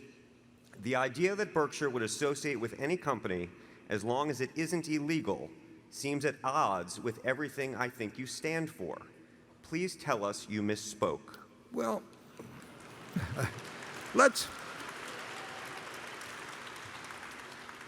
explore that a little. Should it be just my view, or should it be the view of the owners of the company? So if I decide to poll the owners of the company on a variety of political issues, and one of them being whether Berkshire Hathaway should support the NRA. I don't. If a majority of the shareholders voted to do it, or if a majority of the board of directors voted to do it, I wouldn't accept that. I don't think that my political views, I don't think I put them in a blind trust at all when I take the job. And in the election of 2016, I raised a lot of money. In my case, I raised it for Hillary, and I spoke out in various ways that were quite frank. But I don't think that I speak. When I do that, I don't think I'm speaking for Berkshire. I'm speaking as a private citizen, and I don't think I have any business speaking for Berkshire. We have never, at the parent company level, we have never made a political contribution. I may go, and I don't go to our suppliers. I don't do anything of that sort where I raise money either for the school I went to or for a political candidate I went to or anything else. And I don't think that we should have a question on the GEICO policyholder form, are you an NRA member? And if you are, you just aren't good enough for us or something. That I think I do not believe in imposing my political opinions on the activities of our businesses. And if you get to what companies are pure and which ones aren't pure, I think it is very difficult to make that call.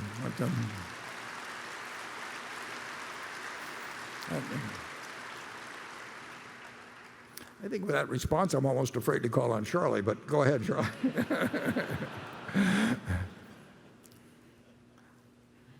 Well, obviously, you do draw a limit, Warren. Yeah, we All did. kinds of things, Yeah.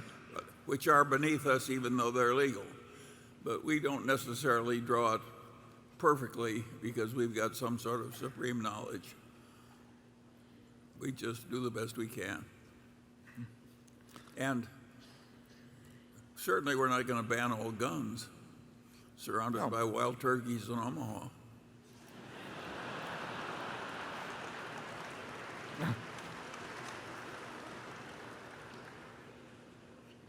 Okay, Greg.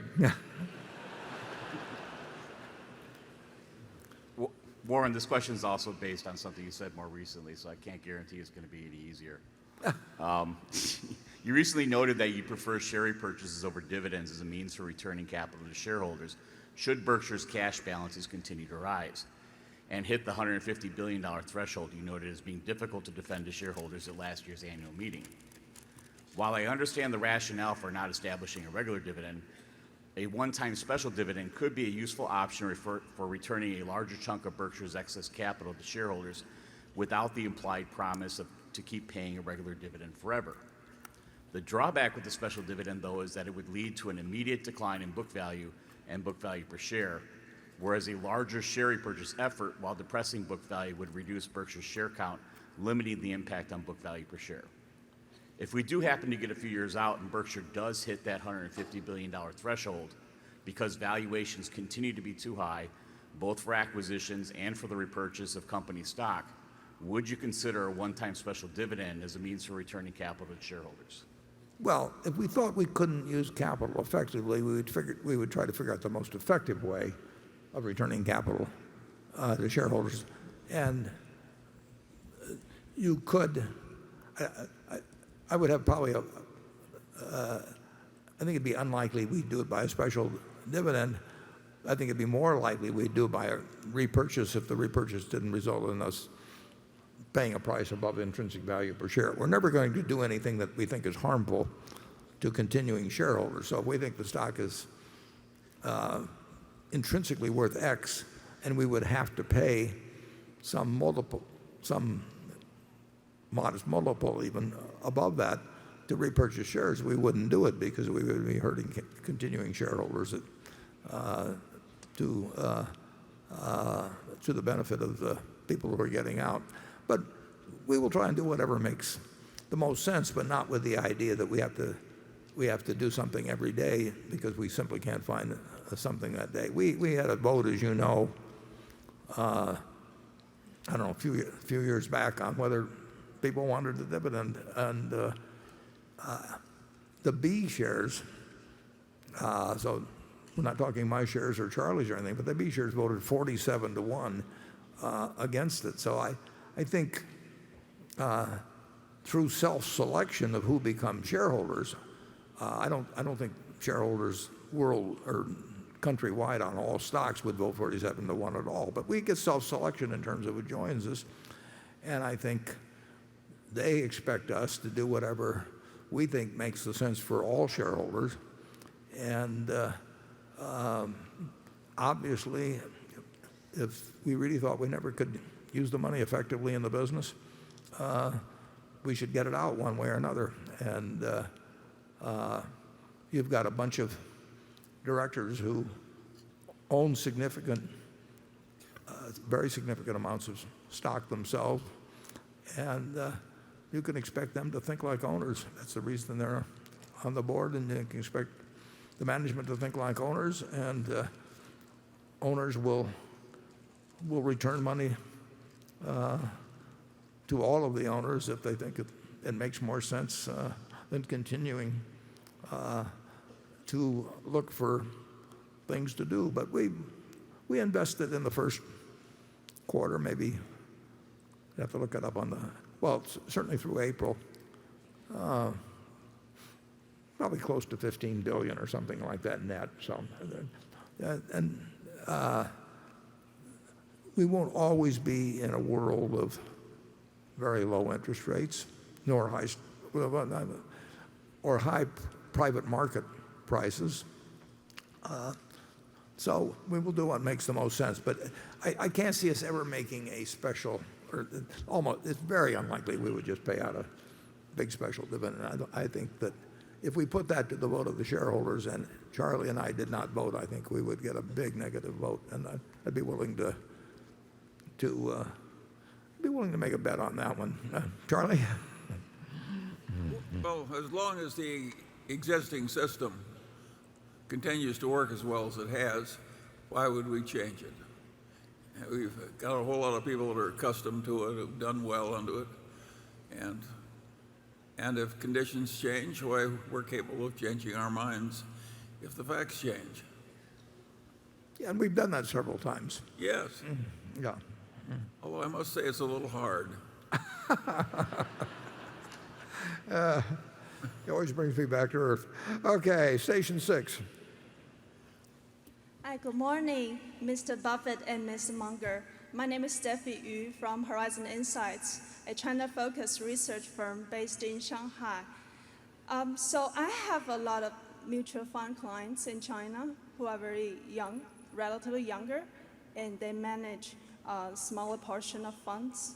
So my question is, if you only have $1 billion in your portfolio today, how would you change your investments? Would you consider more investment opportunities in emerging markets such as China? Thank you. Yeah, I would say if I were working with $1 billion, I would probably find within a $30 trillion market in the United States where I understood things better just generally than I do around the world. I'd probably find opportunities there that would be better, incidentally, by some margin than what we can find for hundreds of billions. But I wouldn't, there's no way I'd rule out emerging markets. There was a time 15 years ago or so when just because it was kind of interesting and it took me back to my youth, on a weekend I went through a directory of Korean stocks, and I bought, and these were small stocks. Well, they were small by the standards of either Korean or American business. They were big companies, but I found 15 or 20 and that were statistically cheap, and bought some of each one myself. And there are opportunities with smaller amounts of money to do things that we just can't do. And but my first inclination always would be to comb through things in the United States, but I'd comb through in other countries. I probably wouldn't get into very small markets because there can be a lot of difficulties even in market execution and taxation, a lot of things. You can find, if you can't find it in America and China and Britain and a few other places, you probably aren't going to find it someplace else. So you may think you found it, but it may be a different game than you know. Our problem is size, not geography. Charlie? Well, I already have more stocks in China than you do as a percentage, so I'm with the young lady. Okay, well, you want to name names? Do these stocks have names? Or? No, I don't. Carol? This question, and I should just add one thing. You will find plenty of opportunities in China. Charlie would say you've got a better hunting ground than even a person with similar capital in the United States. Would you agree with that? Yes, I do. Yeah. So, and in a sense, it's logical that should be the case because it's a younger market, but still a large market. So that markets probably work toward efficiency as they age. Japan had this very strange situation with warrants being priced out of line and all of that 30 years ago. And people notice after a while and it disappears, but there can be some very strange things happen in markets as they develop. I think you'd agree with that, Charlie, wouldn't you? Absolutely. Yeah. Jonathan? Whoa. You skipped me. Did I skip? I skipped Carol? Yep. Oh, Okay. I'm sorry. Okay. Okay. This question, and I would concede it is not a small one, comes from Gideon Pollock of Montreal. He says, the world knows generally how the looks of Berkshire Hathaway have changed since you began to run the company in 1965. Berkshire was then a tiny northeastern textile company, and now it is the #4 company on the Fortune 500. What about the next 50 years? Could you give us your view of what Berkshire looks like in 2068? I think it'll look a long way away. No, the answer is I don't know, and I didn't know 50 years ago what it would look like now. I mean, it will be based on certain principles, but where that leads, we will find out, and we'll have people that are thinking about different things than I am, and we'll have a world that's different. But we will be, I very much hope and believe, and we will be, that we'll be as shareholder oriented as any large company in the world. We will look at our shareholders as partners, and we will be trying to do with our money exactly what we would do with our own, not seeking to get an edge on them. And who knows what else will be happening then. Charlie? Well, I want to talk to the younger shareholders in the group. Those of you who, after we are gone, sell your Berkshire stock and do something else with it, helped by your many friends, I think are going to do worse. So I would advise you to keep the faith.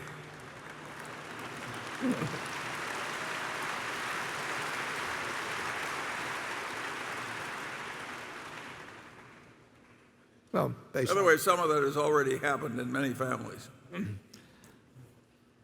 I'll give his answer next time now that I see it get all the applause. Jonathan. Duracell's $82 million of pre-tax profits in 2017 were still well below what it earned as a subsidiary of P&G.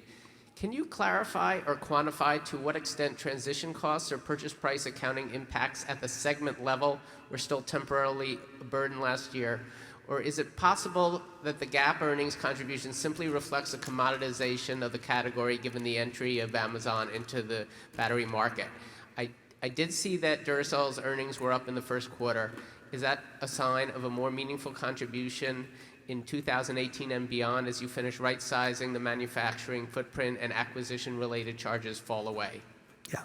Duracell should be earning more money than it is now, and will be. And as you mentioned, it's well on its way there, but it is not earning an appropriate amount now based on the history of the company.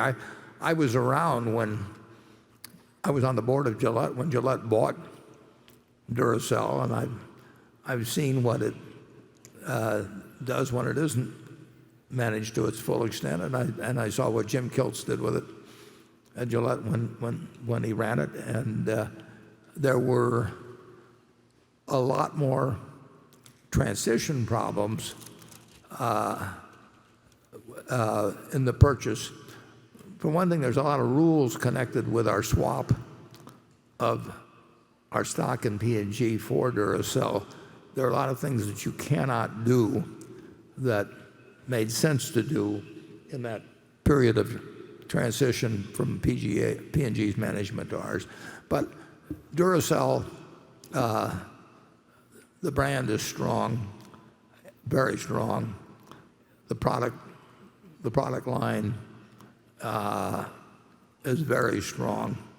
So, and we are making more money, and we should, and I believe we will, earn really what the property is capable of earning. We should be earning that relatively soon. But you're absolutely right that it is, from a profit standpoint, is underperforming. We're making a lot of changes, and some of those are involved in jurisdictions, countries where it is really expensive to change in terms of employment payments that have to be made if a plant is changed or something of the sort. But I like the Duracell deal absolutely as well as when we made it. Charlie? I like it better than you do. No, Duracell Duracell is a it's our kind of business. And It is. Okay, station 7. Good morning. I have a question related to the bond market, the U.S. Treasury bond market.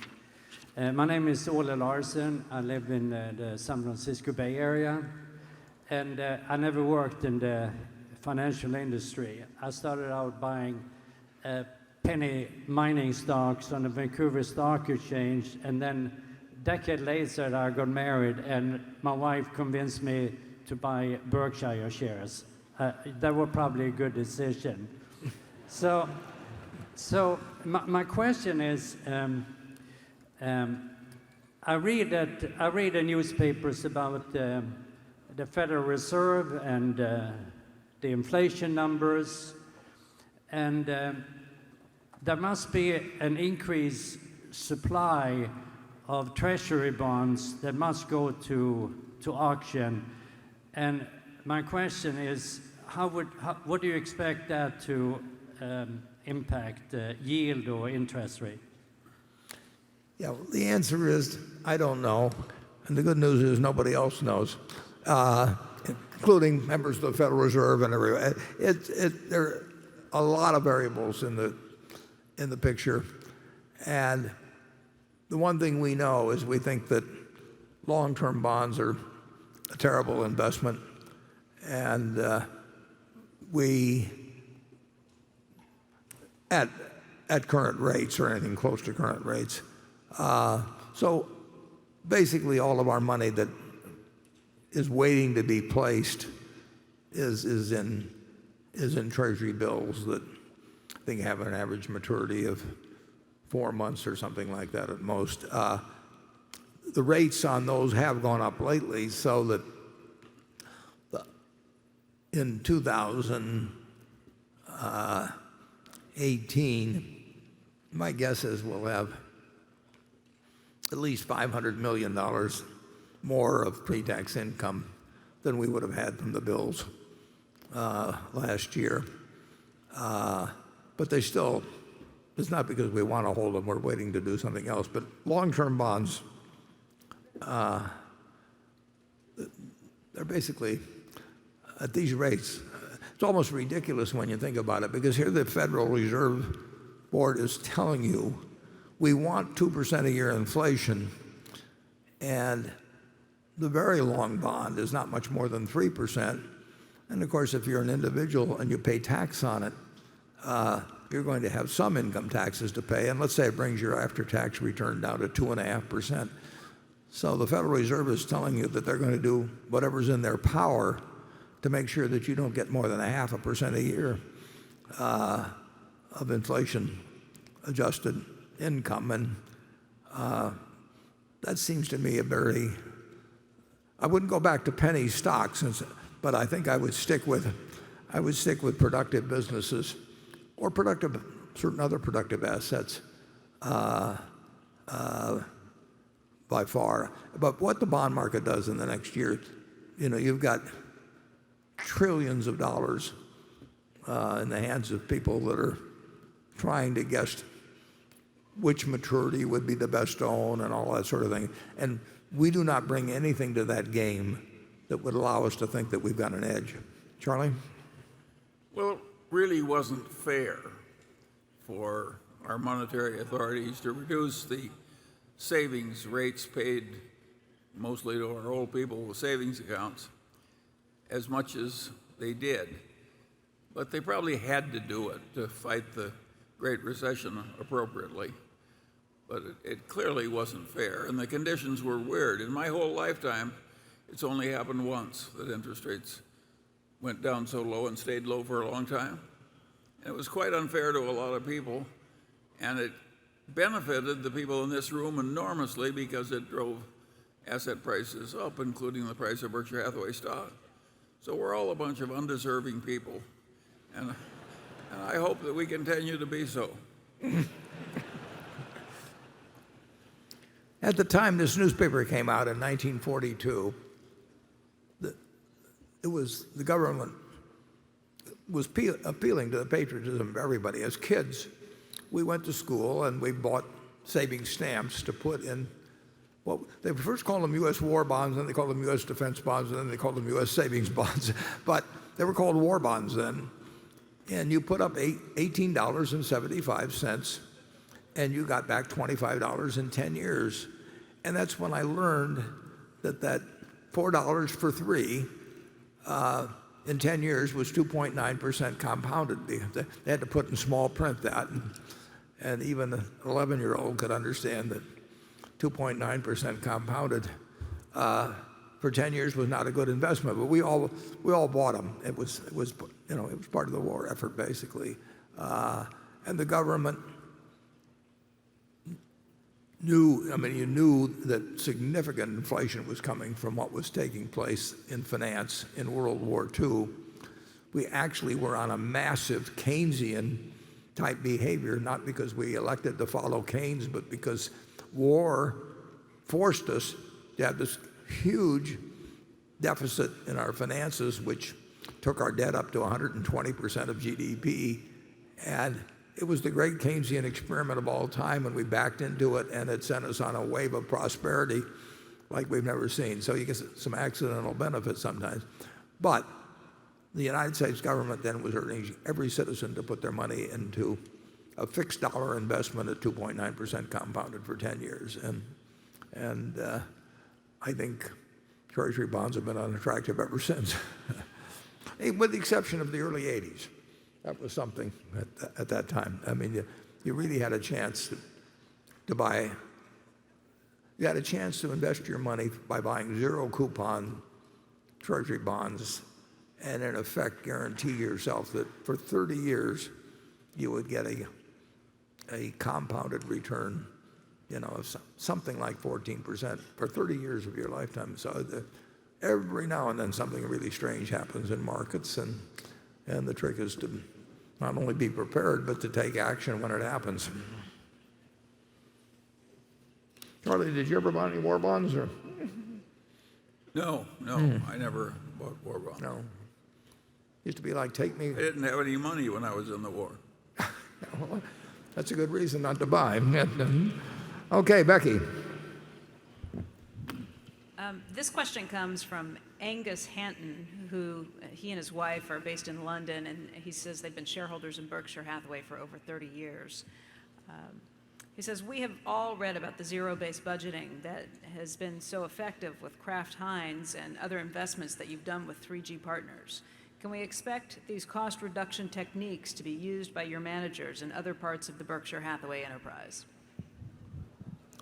Well, in general, we do not expect the managers generally to get into a position where there would be a lot of change in terms of zero-based budgeting. In other words, why in the world aren't you thinking that way all of the time?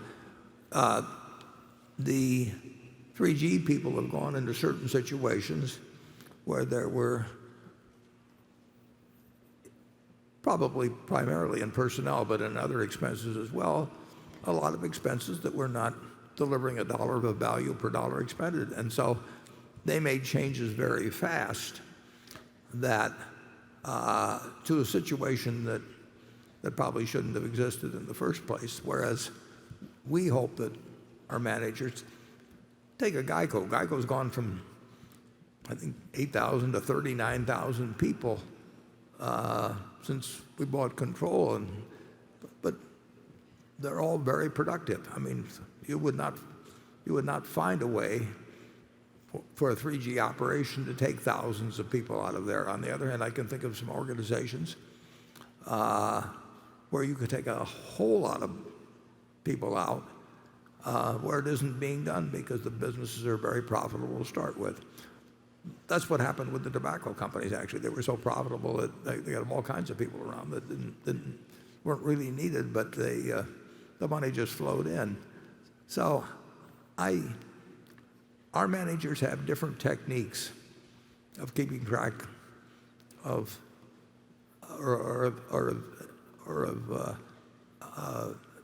trying to maximize customer satisfaction at the same time that they don't incur other than necessary costs. And I think probably some of our managers may well use something that's either zero-based budgeting or something akin to it. They do not submit budgets, never have, to me. I mean, they've never been required to. We've never had a budget at Berkshire. We don't consolidate our figures monthly. I mean, I get individual reports on every company, but there's no reason to have some extra time spent, for example, by having a consolidated figures at the end of April or the consolidated figures at the end of May. We know where we stand, and I'm sure we're the only company that probably in the whole Fortune 500 that doesn't do it, but we don't do unnecessary things around Berkshire. And a lot of stuff that's done at big companies is unnecessary, and that's why a 3G finds opportunities from time to time. Charlie? Well, if you've got 30 people at headquarters and half of those are internal auditors, that is not the normal way of running a big company in America. And what's interesting about it is, obviously we lose some advantages from big size, but we also lose certain disadvantages from having a big bureaucracy with endless meeting after meeting after meeting around headquarters. And net, I think we've been way ahead with our low overhead diversified method. And it also makes our company attracted to very able, honorable people who have companies. So generally speaking, the existing system has worked wonderfully for us. I don't think we have the employment that could be cut effectively that a lot of other places have. And I think our methods have worked so well that we'd be very unlikely to change them. I think at headquarters you could say we have kind of sub-zero based budgeting, and we hope that the example at headquarters is to a great extent emulated by our It isn't just the cost reduction. I think the decisions get made better if you eliminate the bureaucracy. Oh, yeah. I think a bureaucracy is sort of like a cancer, and it functions sort of like a cancer. And so we're very anti-bureaucracy, and I think it's done us a lot of good. In that case, we're quite different from, say, Anheuser-Busch at its peak. Okay, Gary. My question is on small commercial, and specifically direct small commercial. You seem to have some websites that enable buyers to purchase small commercial insurance directly. Buy Berk is one of them. It's a very competitive, fragmented market, but what is your strategy for that market? And then can you ultimately Geicoize the small commercial market? Well, we'll find out. I mean, it's a very good question because that's exactly the question we ask ourselves. And we have this incredible company at Geico, which has gone direct in the personal auto field and is, first started in 1936. And there's no question in my mind that over a lot of years, and maybe not so many years, something like small commercial, anything that takes cost out of the system, makes it easier for the customer, is going to work over time if you've got a system that was based on something that had more layers of agency costs and that sort of thing. So we are experimenting, and we'll continue to experiment on something like small commercial, workers' comp, whatever it may be. We'll try and figure out ways to take cost out of the system, offer the customer an equivalent product or better at lesser price, and we'll find out what can be done and what can't be done. And we're not the only ones doing it, as you know. But we are not going to. We've got some managers that are going to be quite, I'm sure, enterprising on that, and we back them. And we expect some to fail and if a few succeed, we'll have some very good businesses, and the world is going in that direction. So So you could expect us to try and go with it. Charlie? Well, if it were easy, I think it would have happened more fast. Yeah, than but it has. it will happen as we go along. I mean, it wasn't easy in auto.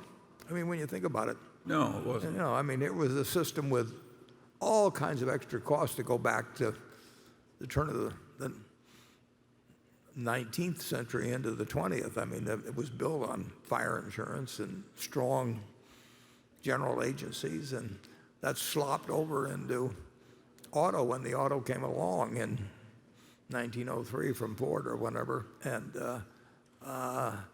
so it grew within a system that really wasn't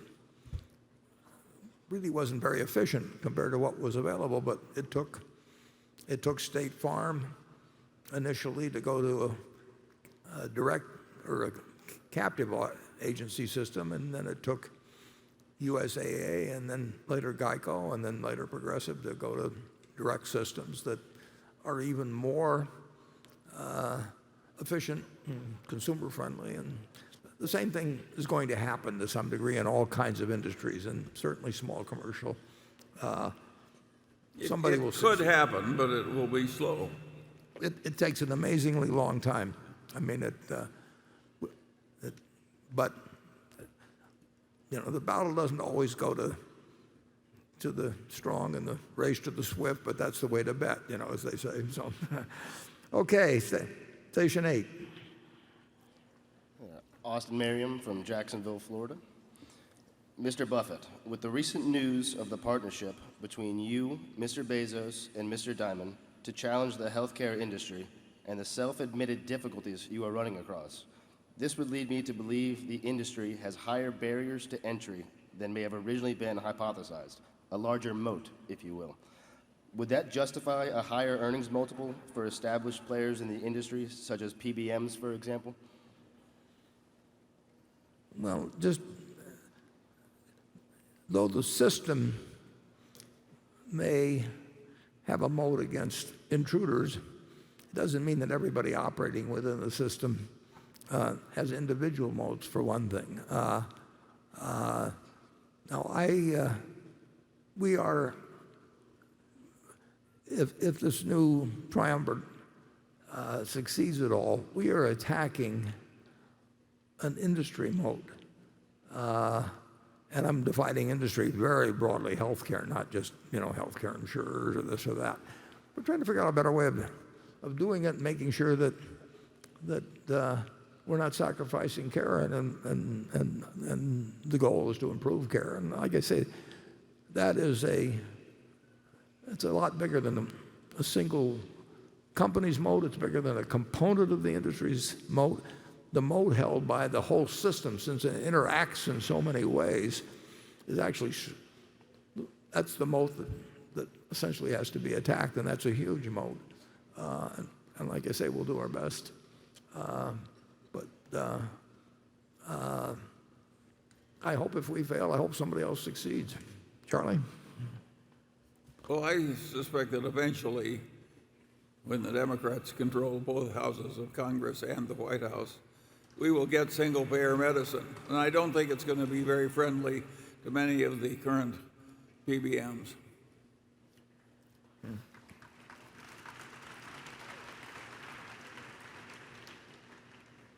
And I won't miss them.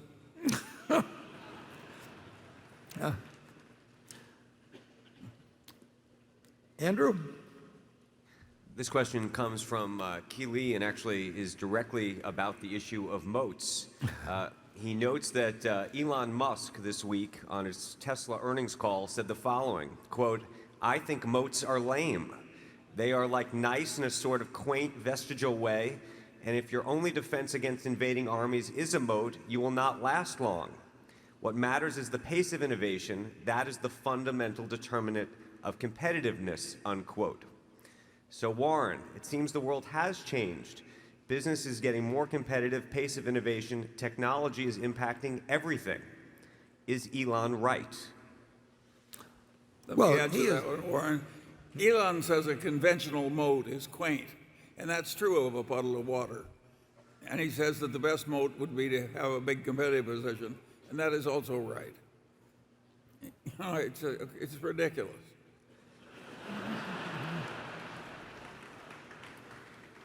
Warren does not intend to build an actual moat.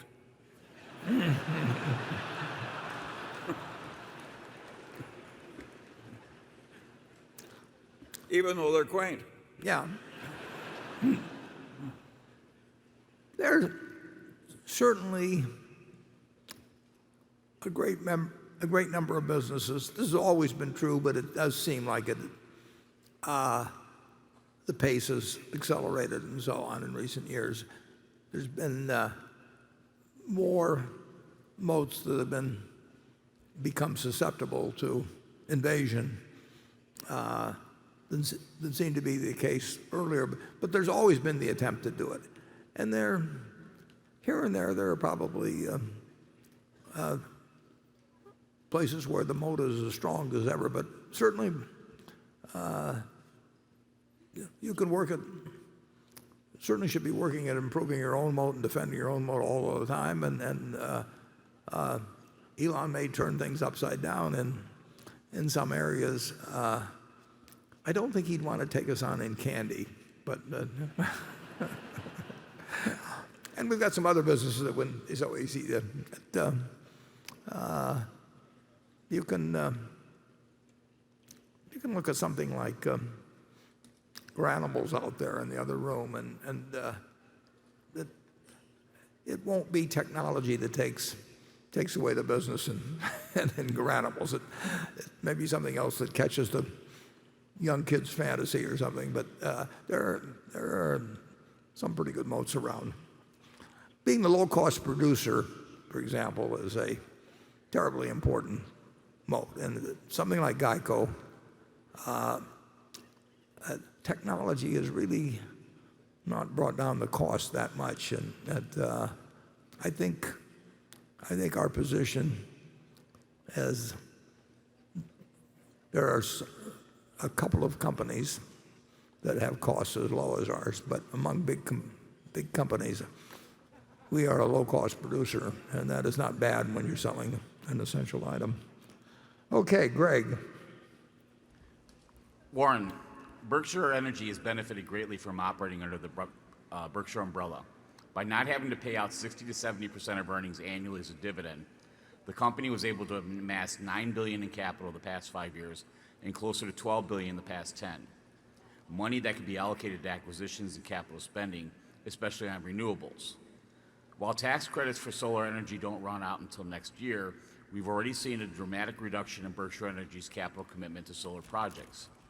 And even though spending on wind generation capacity is projected to be elevated this year and next, it does wind down in 2020 as the wind production tax credits are phased out.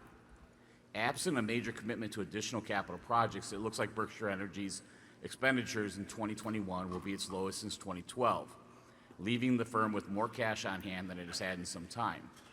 Do you think it is likely at that point that Berkshire Energy starts funneling some of that cash up to the parent company? Or will it be earmarked for debt reduction or just be left on the balance sheet as dry powder for acquisitions? Yeah,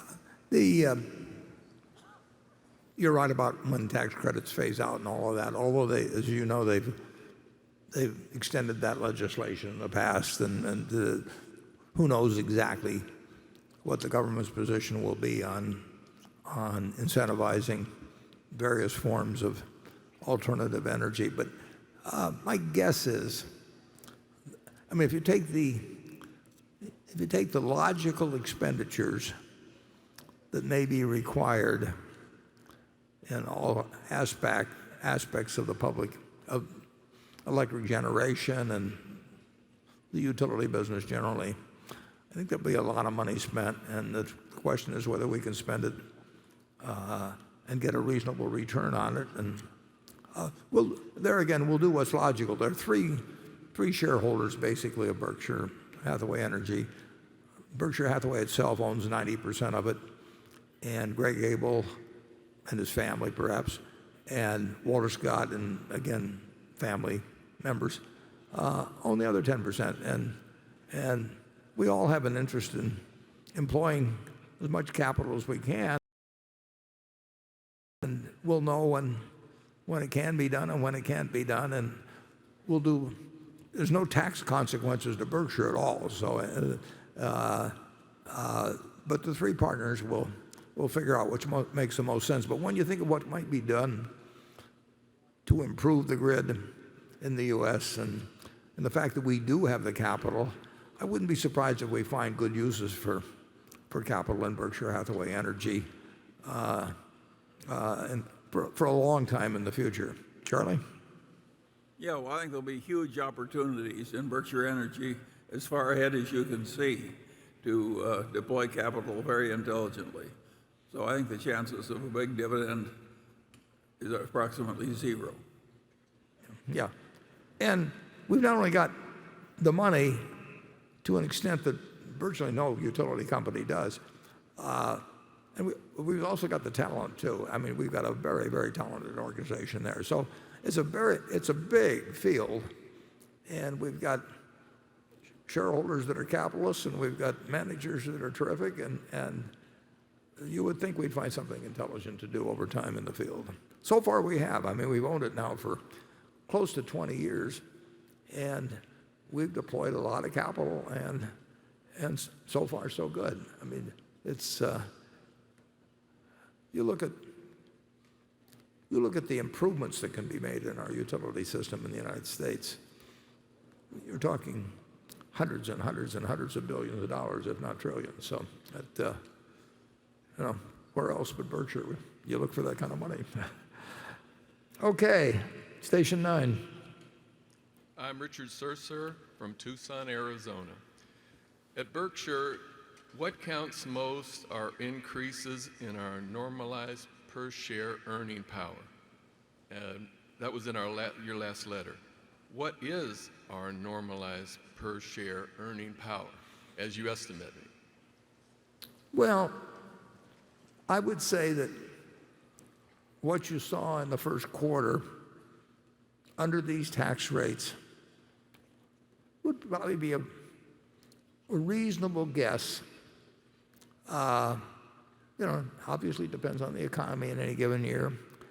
I would say that is a reasonable estimate, but we have firepower we haven't used, and we'll have more firepower as we go along. So we do expect that normalized earning power to increase over time.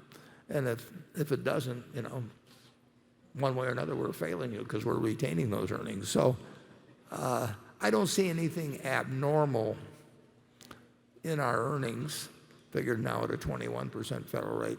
But as I look at the $5.25 billion in the first quarter, seasonally, insurance is better in the first quarter, but seasonally, most of our businesses, the first quarter is not the strongest quarter for us. I don't see anything abnormal in it. And then I think you should expect, we expect substantial capital gains over time in addition to what comes from the operating businesses. So how much you figure in for that, I would say that the retained earnings beyond dividends of our $770 billion of equities, in other words, how much they are keeping from us, but that our share of the earnings, which can be used by them, whether it's Apple or American Express or Coca-Cola or Wells Fargo or whatever, our share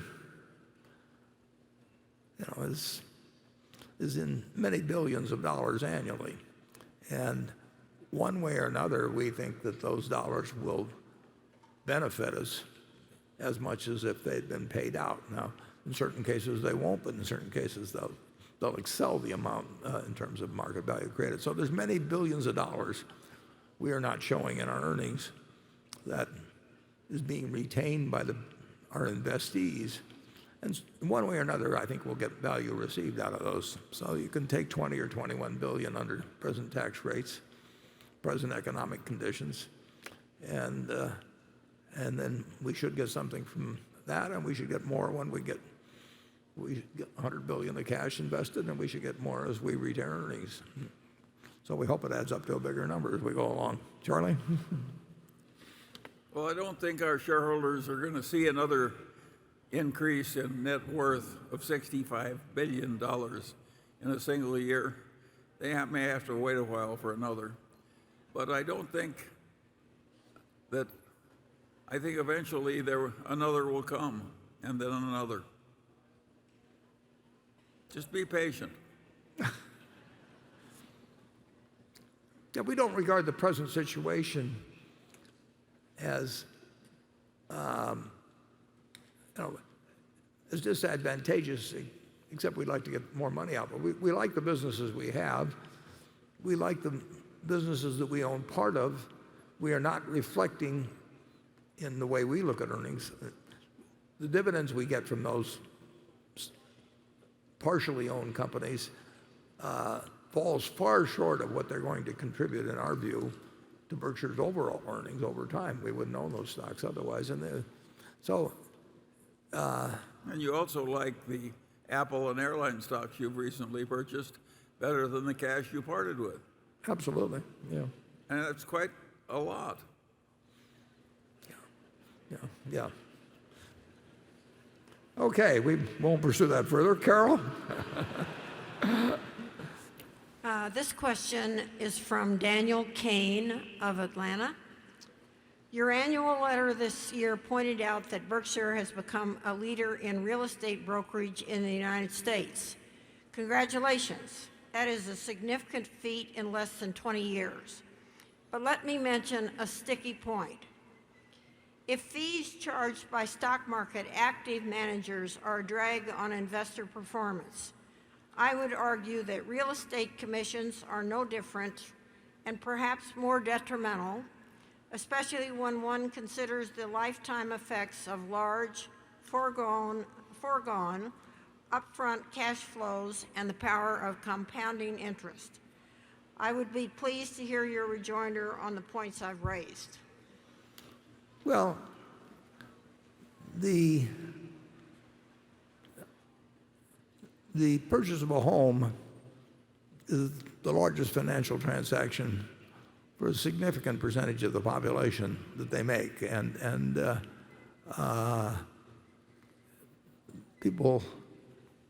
lot of people need a lot of attention, and you can show a lot of houses before you sell one.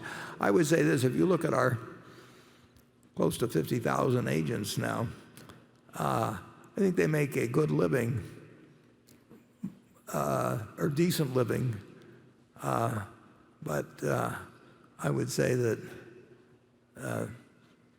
people who manage money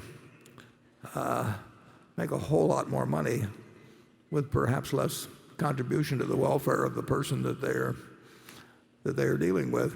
So I don't think that there are unusual profits involved in being a real estate agent. I don't think there are unusual profits involved in the ownership. We like it because it's fundamentally a good business. But here we are doing 3% of all the real estate transactions in the United States, and we're making maybe $200 million a year, which well, we won't get into what the comparative efforts are in Wall Street to earn $200 million, but I think I have to tell them about Roy Tolles a little bit on this. Roy Tolles, for example, Charlie's partner, many years ago, decided he was going to want to buy a house in San Marino. He's going to have a number of kids. So he sent his wonderful wife, Martha, out, and for 6 months he had her look at houses in San Marino, and this is many years ago, and if they were priced at $150,000, she would offer $75,000. And of course the real estate agents were going crazy because they were going to get something listed at $150, sold at $75. And then finally, when she found one that they both really liked, he had her offer something like $120, and the real estate agent was so happy to get a bid that was in the general area of the offering price that he would work very hard on the seller to take that bid, because he knew he did not want 6 more months of Roy bidding at the lower prices. So you don't sell them on the first trip. Incidentally, I had Roy buy a house from me sight unseen because this was a guy that knew human nature. You don't get rich. Real estate agency is, people earn their money, and they earn it in a perfectly respectable and honorable manner in terms of what they get paid. And as in every single industry there is, there can be excesses or mistakes or that sort of thing. But we will continue to buy more brokers. In fact, we'll probably have another couple to announce before long. And we will feel that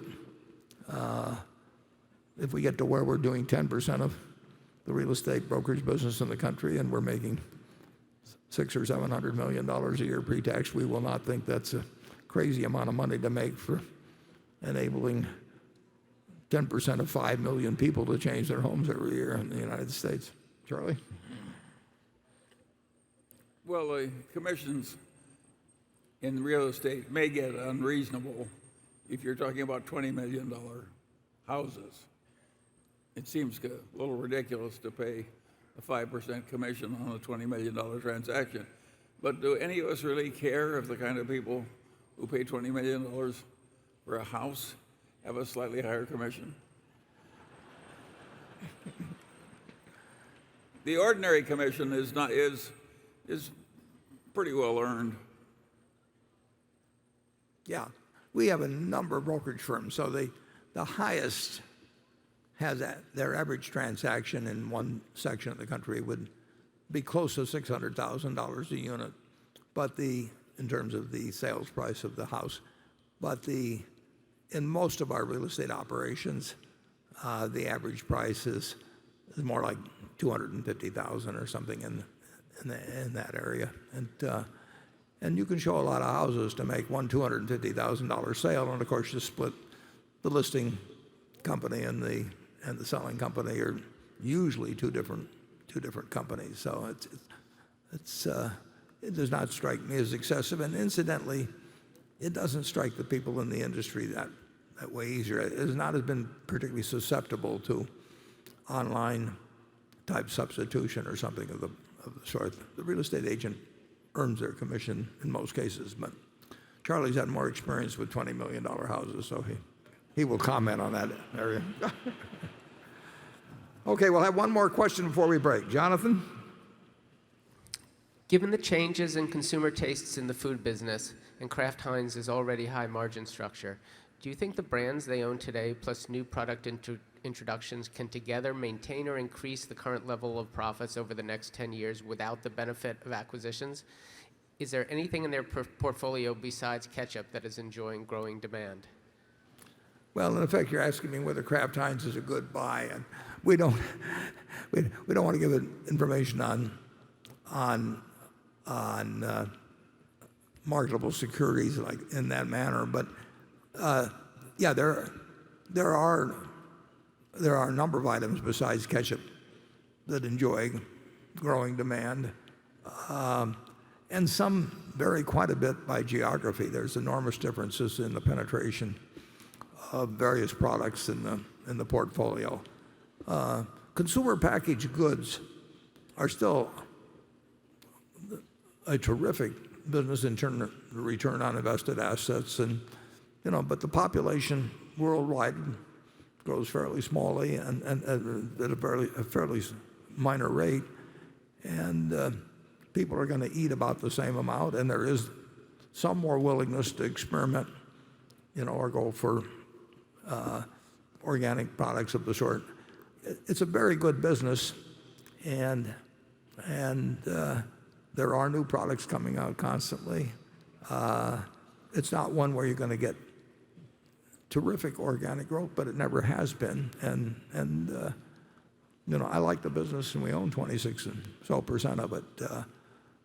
But there are a number of items within Kraft Heinz that enjoy fairly healthy growth. And I think you'd find that at most food companies, and I think you'd find very good returns on tangible net assets at those businesses. And with that talk about food, we will now break for lunch. And we will come back in about an hour and look forward to enjoying it.